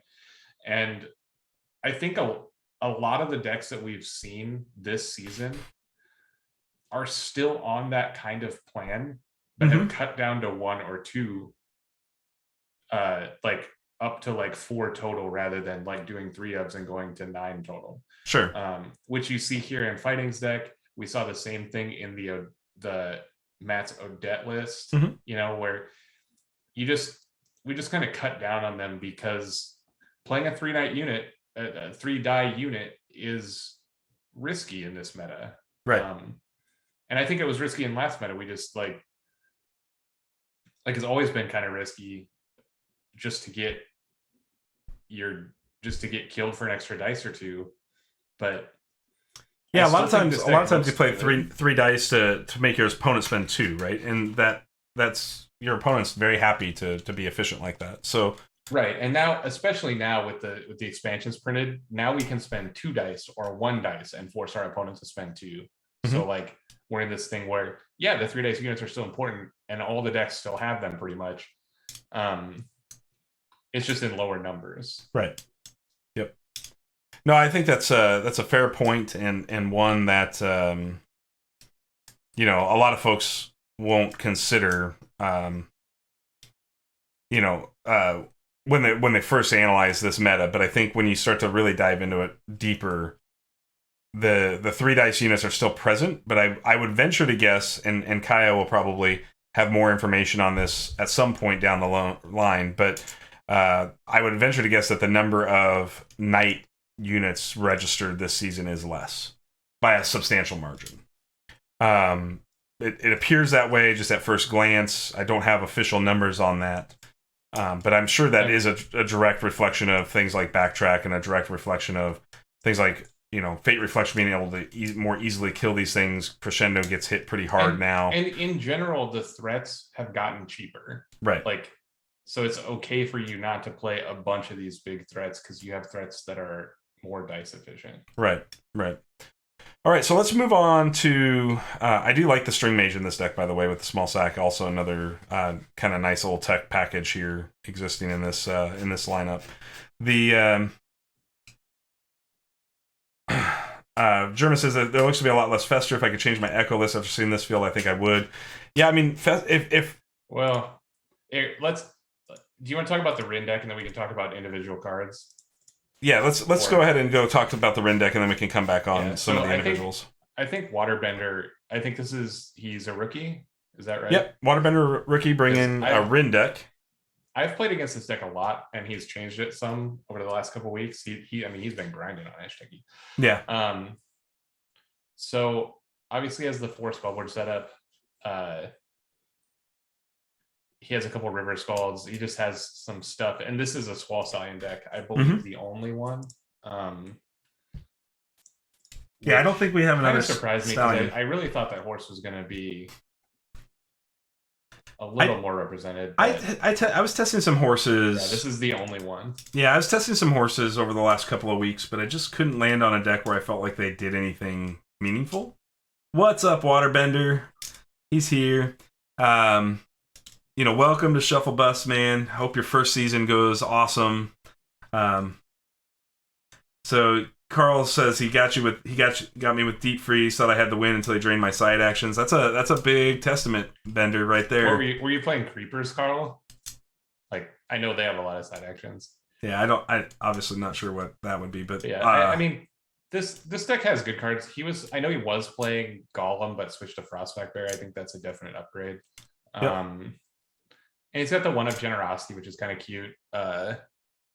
Carl's on a Symbolic. Okay. Deep Freeze is awesome tech. Yeah, I like Deep Freeze. I've been more and more impressed with it as we've gone. Nick says I faced Waterbenders Rin a while back in Team Covenant League and also got wrecked by the Deep Freeze. All right. You're getting a lot of praise from some big players there, Water. That's awesome, man.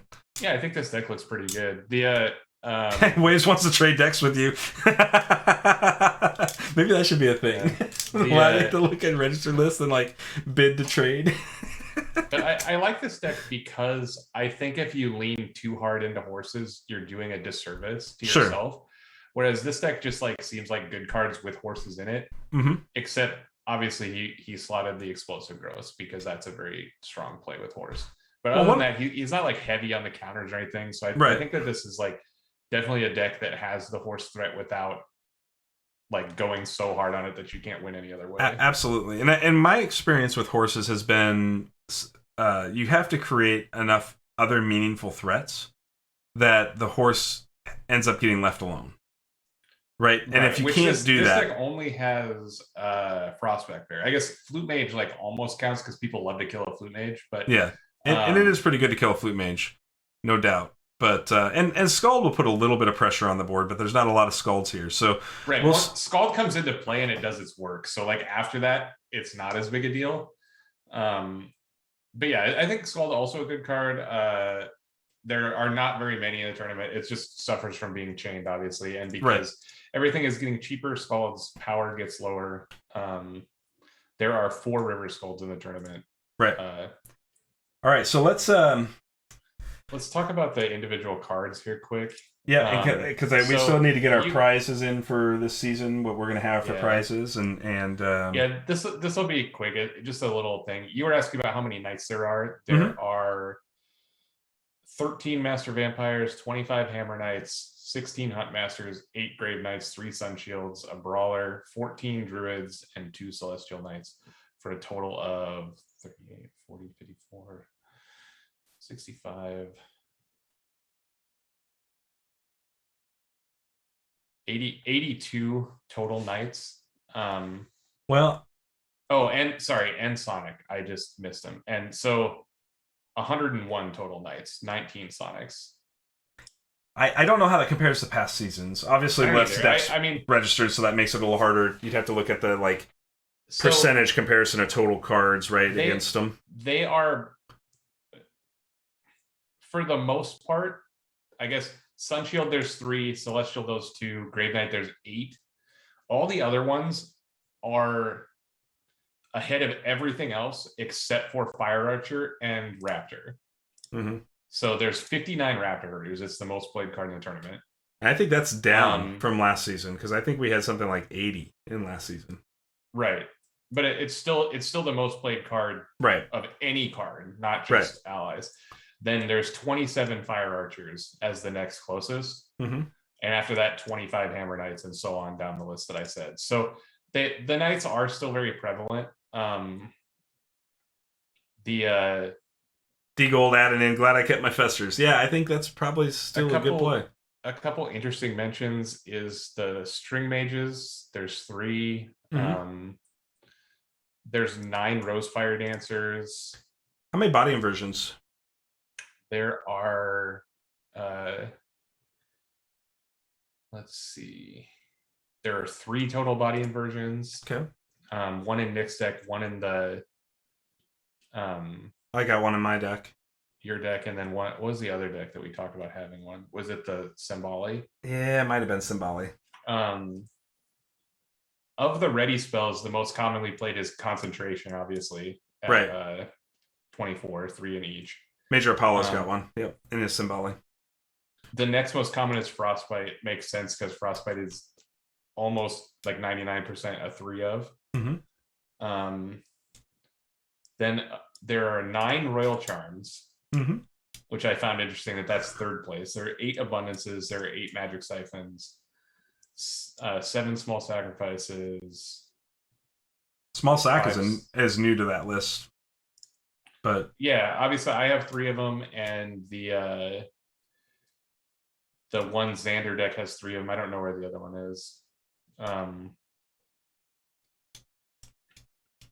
Those are the only kind of the other ones are all like 1-ofs. They're just kind of interesting. The summons, obviously, Bear tops it at 22, followed by Butterfly Monk at 19. But that's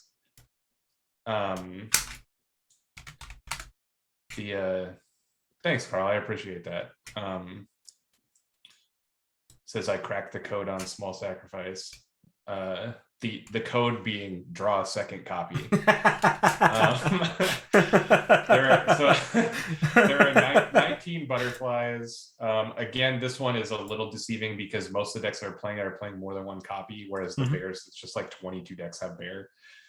There's 15 salamanders, 15 guilders, 12 creepers, but again, creepers are 3 of, that's why there's 12. 8 cobras, 10 mind fogs. 7 turtles, 8 lightbringers. Nothing real out of place there, I think, in any of those. There's 1 vampire bat. That's a card that I don't know if we saw last season, but has traditionally been a couple of in our seasons. Of the alterations, there's 17 fadeaways. I was surprised by this. Obviously, it's a very good card, but it's just like this is what we were talking about with the up and coming illusion cards. Right. There's 17. There's 13 explosive growths, 10 inflames, 9 root armors, 6 massive growths, 4 hunting weapons, 3 deep freezes, 2 regresses, 2 holy relics, a stasis, and a power through. In the reactions, Ice Trap has 28. Final Cry and Crescendo are tied at 27. In spite of what we assumed was going to be a Fate Reflection meta, Crescendo is still tied for second among reactions. Yeah, I think that's an interesting decision with Fate Reflection, but I get it. 26 Sympathy Pains, 21 Golden Veils, 24 Fate Reflections, 12 Widows, 8 Particle Shields. It's kind of sweet. That is sweet. 3 call to actions, and then some other stuff. And finally, the action spells. The most by a wide margin is Molten Gold at 53. Okay. Not a big thing. 45 Nature's Wrath, obviously not also unexpected. 42 Festers. So somebody was talking about how there weren't very many Festers. It is the third most played action spell. And Blood Chains has 39. So the hard removal spells are hitting, like, there's a lot of them. Right. Which we expected, because we've seen that before, but D-Gold adds so much burn. Right. The 27 Final Cries and the 26 Sympathy Pains and the 53 Molten Golds, like, all the burn spells are in the top 3 of their own category.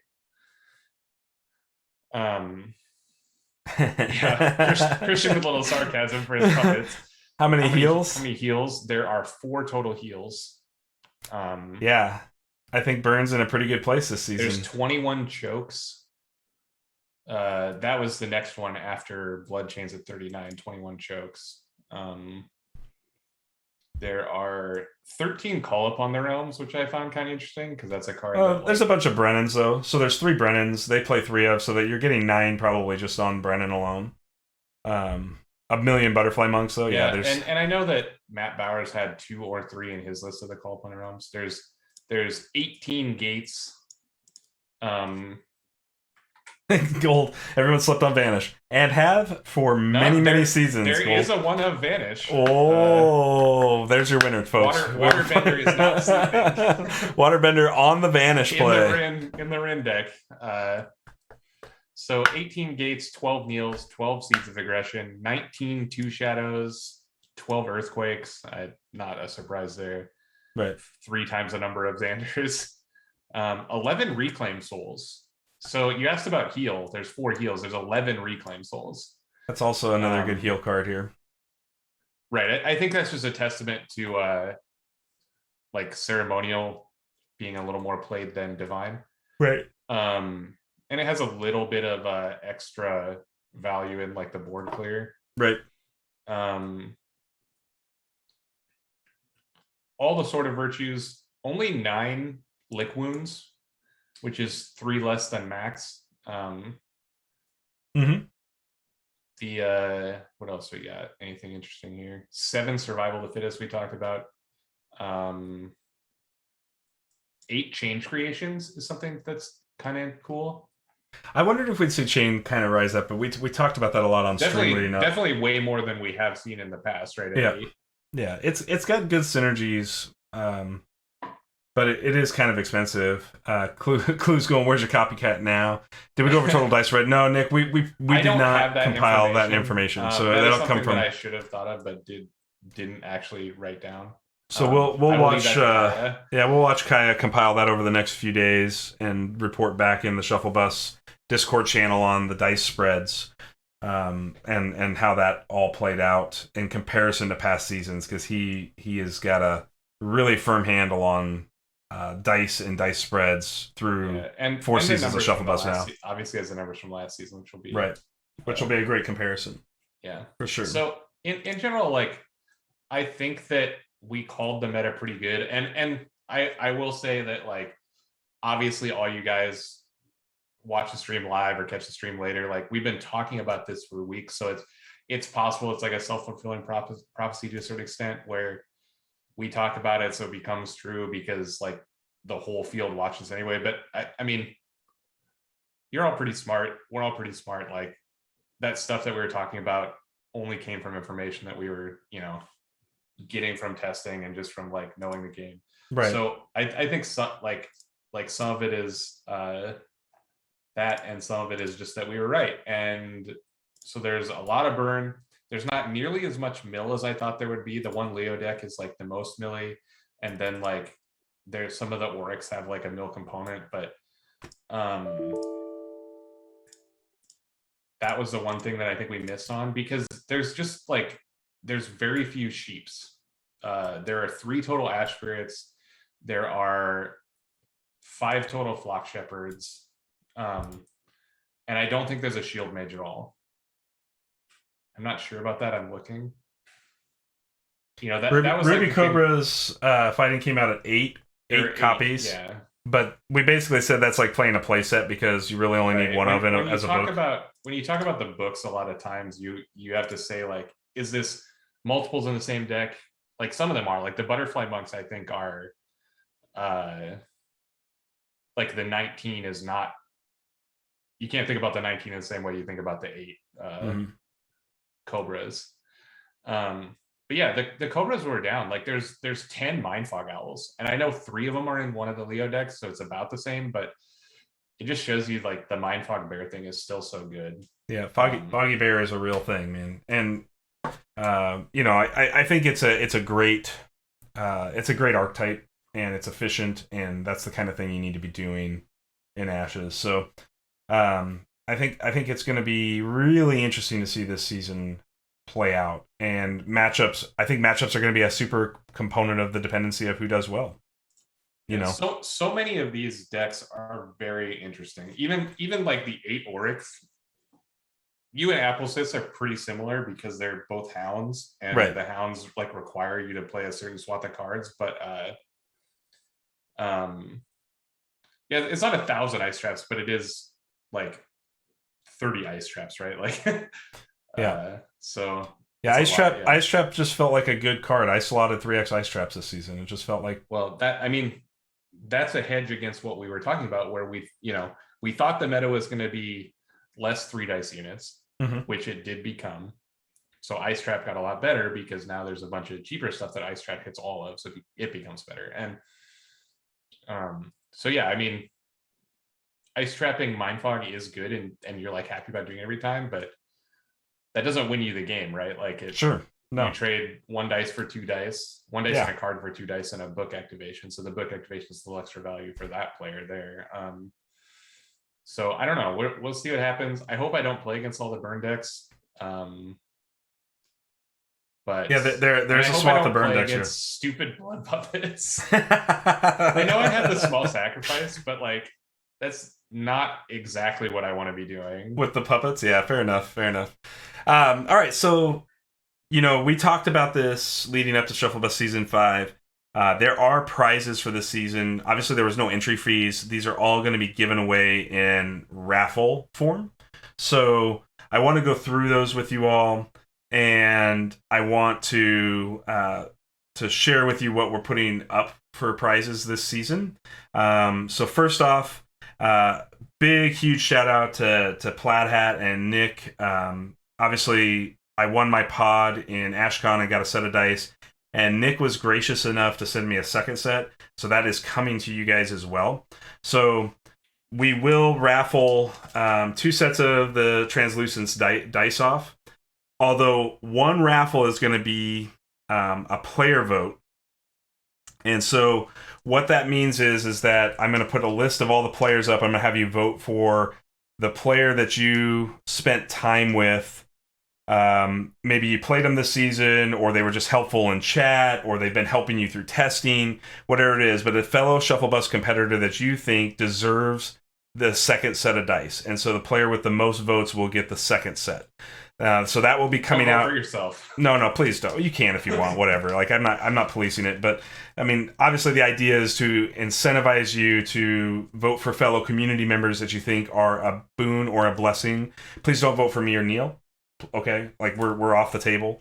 Yeah, we're not going to be in the route for any of the prizes. No. So it's not for us, for you guys. So you will get a chance at these. I do have an alt art Rin promo from the original OP kit. So this will be. I don't know if that's in focus, sorry, but Jess, to clarify, we have 1 set that's going to be normal raffle, and that set that's going to be player vote. Yep. Yeah. Okay. Yep. So 1 set will be normal raffle. The other set will be player vote. And then the Rin and some other stuff. Right. If the player vote ends up in a tie, then I will randomly choose from the tied players, and then there'll be a raffle for Miss Spirit alt arts. I know they're not the plushies, but it's close as I can get to Miss Spirits for y'all.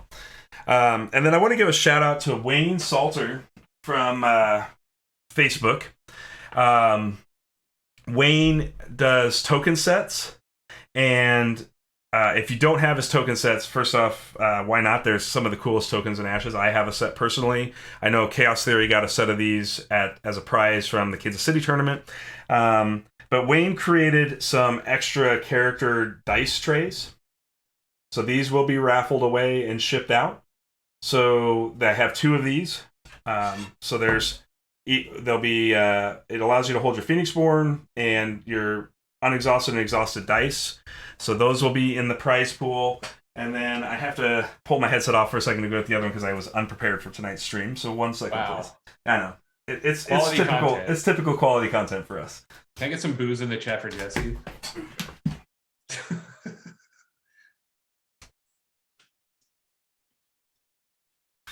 Yeah, I hope you guys are excited. Thanks, Clue. I hope you guys are excited for the all right, and then there will be, and I only got 1 folded up for you. Oh, I'm sorry. Sorry you didn't get more. But I have a Brennan and Rin playmat that will be raffled off as well. That thing's sick. I know. I haven't seen it before now, chat. I knew we had it to give away, but I haven't actually seen it. So again, guys, we're trying to up our game here. I mean, part of that comes from you all who sub to us. It allows us to give back to you. That's the whole point of the sub. So I thank you for all the subs. I do have a special treat for all the subs, and then we'll talk about how you can earn more raffles this season. So let me see here. If you see the screen now, there is a digital playmat here. First off, huge shout out to Impossible German for designing this mat. Yeah. German did a ton of work on this. Yeah, so I got to give nothing but mad props to my boy over there for doing this. If you are a sub to this channel, I will be reaching out to you in Discord chat to get your email address. I'm going to be sending you the digital files. You can load these up and use them on Ash Techie as a custom background. So while you're playing on Ash Techie, you can play with a custom background, specifically with the Ashes Reborn stuff. There is a second one here that you'll be getting as well, and it's the Frost theme. So all of our other stuff here, you'll have fire and ice. You can choose which side you want to play on and use, and you can switch it out in between matches, whatever you feel like. And then if you're feeling like super good guys and you just want to represent the Shufflebus, now your opponent never is going to see this, but you'll get a set with our logo on there as well. So feel free to do whatever you want, but this is for all of our subs that are currently subs to the channel as a thank you for trusting us through all of this and continuing to support us through this endeavor, because we really can't do this without... We couldn't do it without the community, and specifically, we love everybody that follows, we love everybody that subs, we love everybody that just even comes in and chats, whatever. Absolutely. But we want to incentivize our subscribers with something, because we don't really give them anything to begin with. We definitely don't deserve their $5. So. No. I mean, it's just been such an amazing adventure over this last year, and I only hope we can continue to build off of this and continue our goodwill back into the community. That's the whole point of this, is to continue to create excitement and an energy around Ashes and watch it grow as a game. And continue to draw in new players. So, the things that we can do to do that are things exactly like this, and I'm happy to do this. There is a possibility, if you all want this, I can order these playmats and turn them into physical playmats. If you think that's something you would be interested in buying, please message me offline. I have to get a certain number kind of put together to make that work. So I just kind of keep a running total on the back end. So you can just ping me on Discord or whatever and say, yeah, I'd be interested, or you want to talk about it offline. I'm not going to sell any merchandise here tonight. But the bottom line is that we are considering making these playmats into actual real playmats for you to have in your physical games as well, if that's something that you're interested in. Or for your webcam and stuff like that. Fighting, most likely it'll be around $25 a mat, or for both mats it would be $40. If you wanted to do that. So to kind of give you an idea of what they would cost to do. So I used to be able to do them for a little bit cheaper. COVID has increased the price, and shipping has increased the price this year. Yeah. So the cost has gone up. There's some stuff going on there. Yeah, so unfortunately I used to be able to build them for cheaper, and COVID has kind of put a wreck on that. So if it's something you guys are interested in, awesome fighting, thanks, man. We'll create a running list of people that are interested in it, and then if I can kind of get there, we'll get a certain amount of interest in this, as you said, because we have to. There's a minimum order that we need to. Right. So I just want to make sure. We appreciate it, fighting. Yeah, definitely just want to make sure we can cover our basis if we have to order them, and everybody can get them at a fair price. So, all right.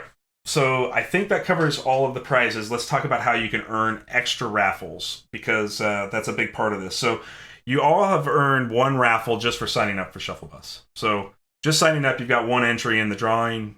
So you've got one chance at winning any one of these prizes that we just talked about. You will not win duplicate prizes. So understand, if you win, the Rin alt art, you're not going to be able to win the playmat or the Misspirits or the dice. Okay. But if you are not a Patreon to Ash Techie right now, I get nothing for this, guys. This is just going to help Dijon cover server costs. He's got a huge, massive expense to make this thing work. Dijon has done all of the work to make Ash Techie work and continues to invest time and resources into correcting bugs and paying for server costs and everything else that goes with it. Yeah, Patreon he provides us all a great product for free. Right. That he also does the upkeep on. That's right, which is just incredible. So, I mean, first off, we all should be giving claps to Dijon in chat. But the other part of that is that his tier 1 is a $5 Patreon.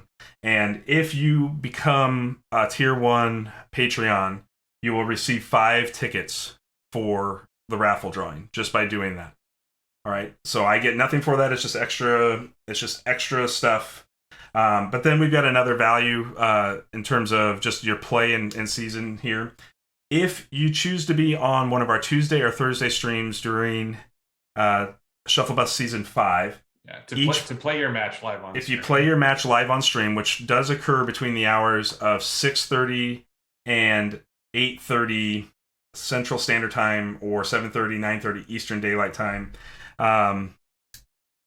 you will get an additional 3 raffle entry tickets for playing a feature match. So there is and will be a link in Shufflebus Discord tonight that is for the calendar.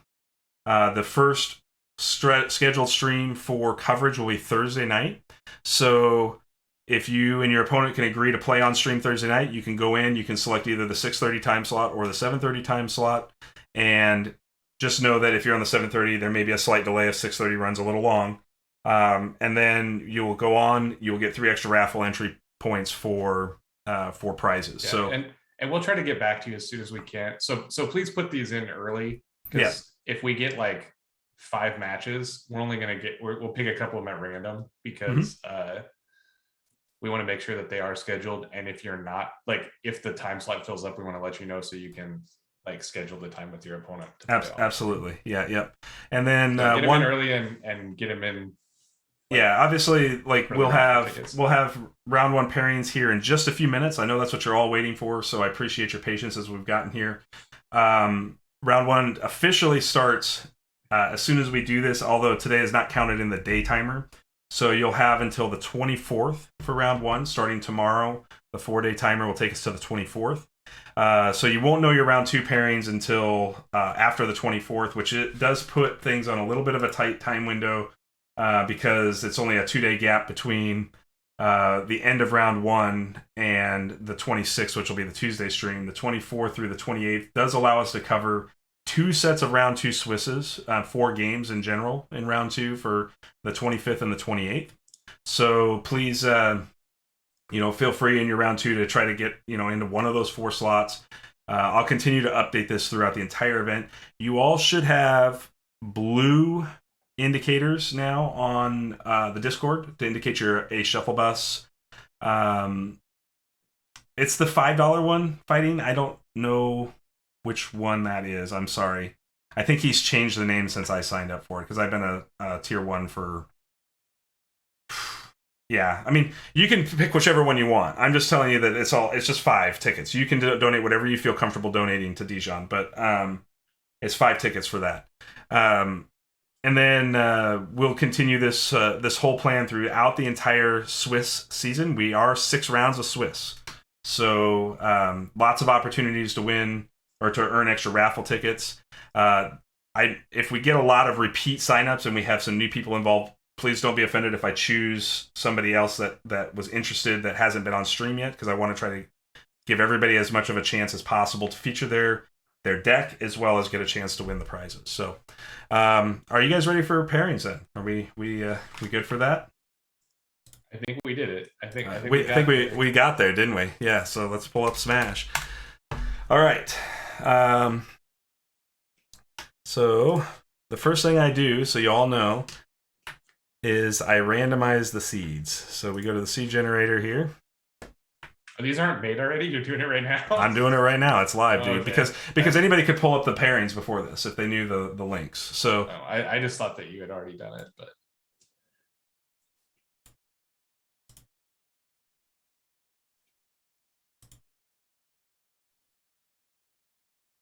Okay.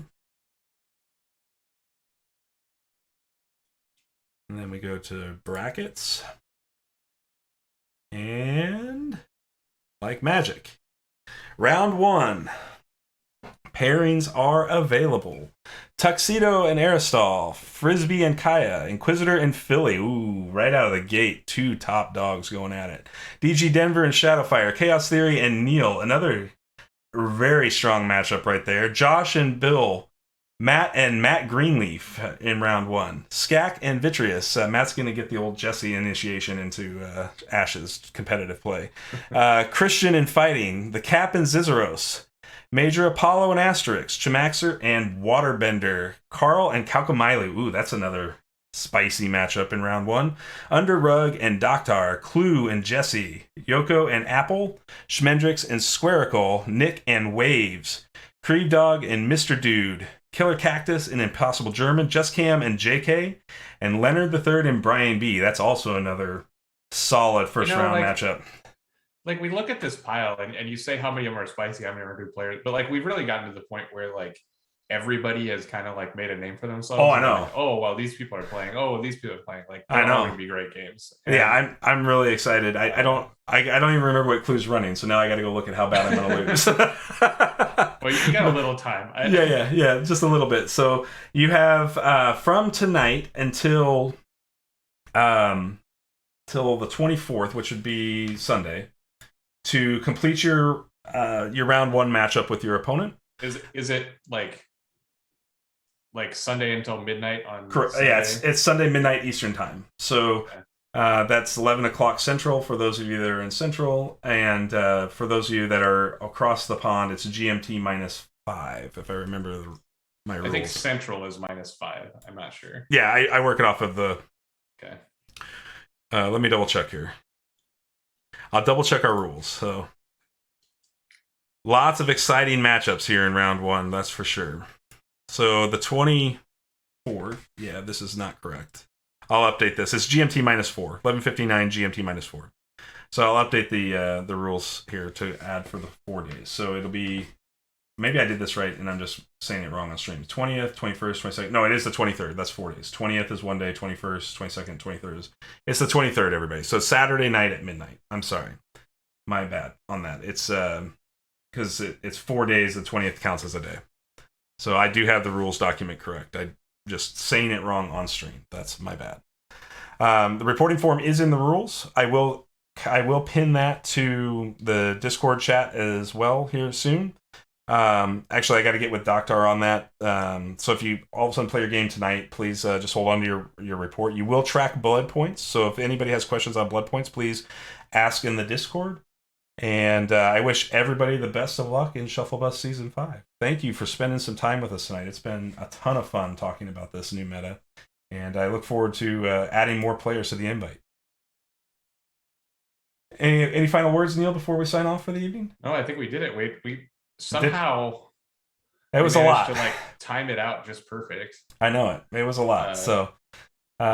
All right. Well, cool. Well, everybody, good luck. We will be back Thursday night with some round 1 Shufflebus Season 5 coverage. So we'll see you all then. Take care, everybody.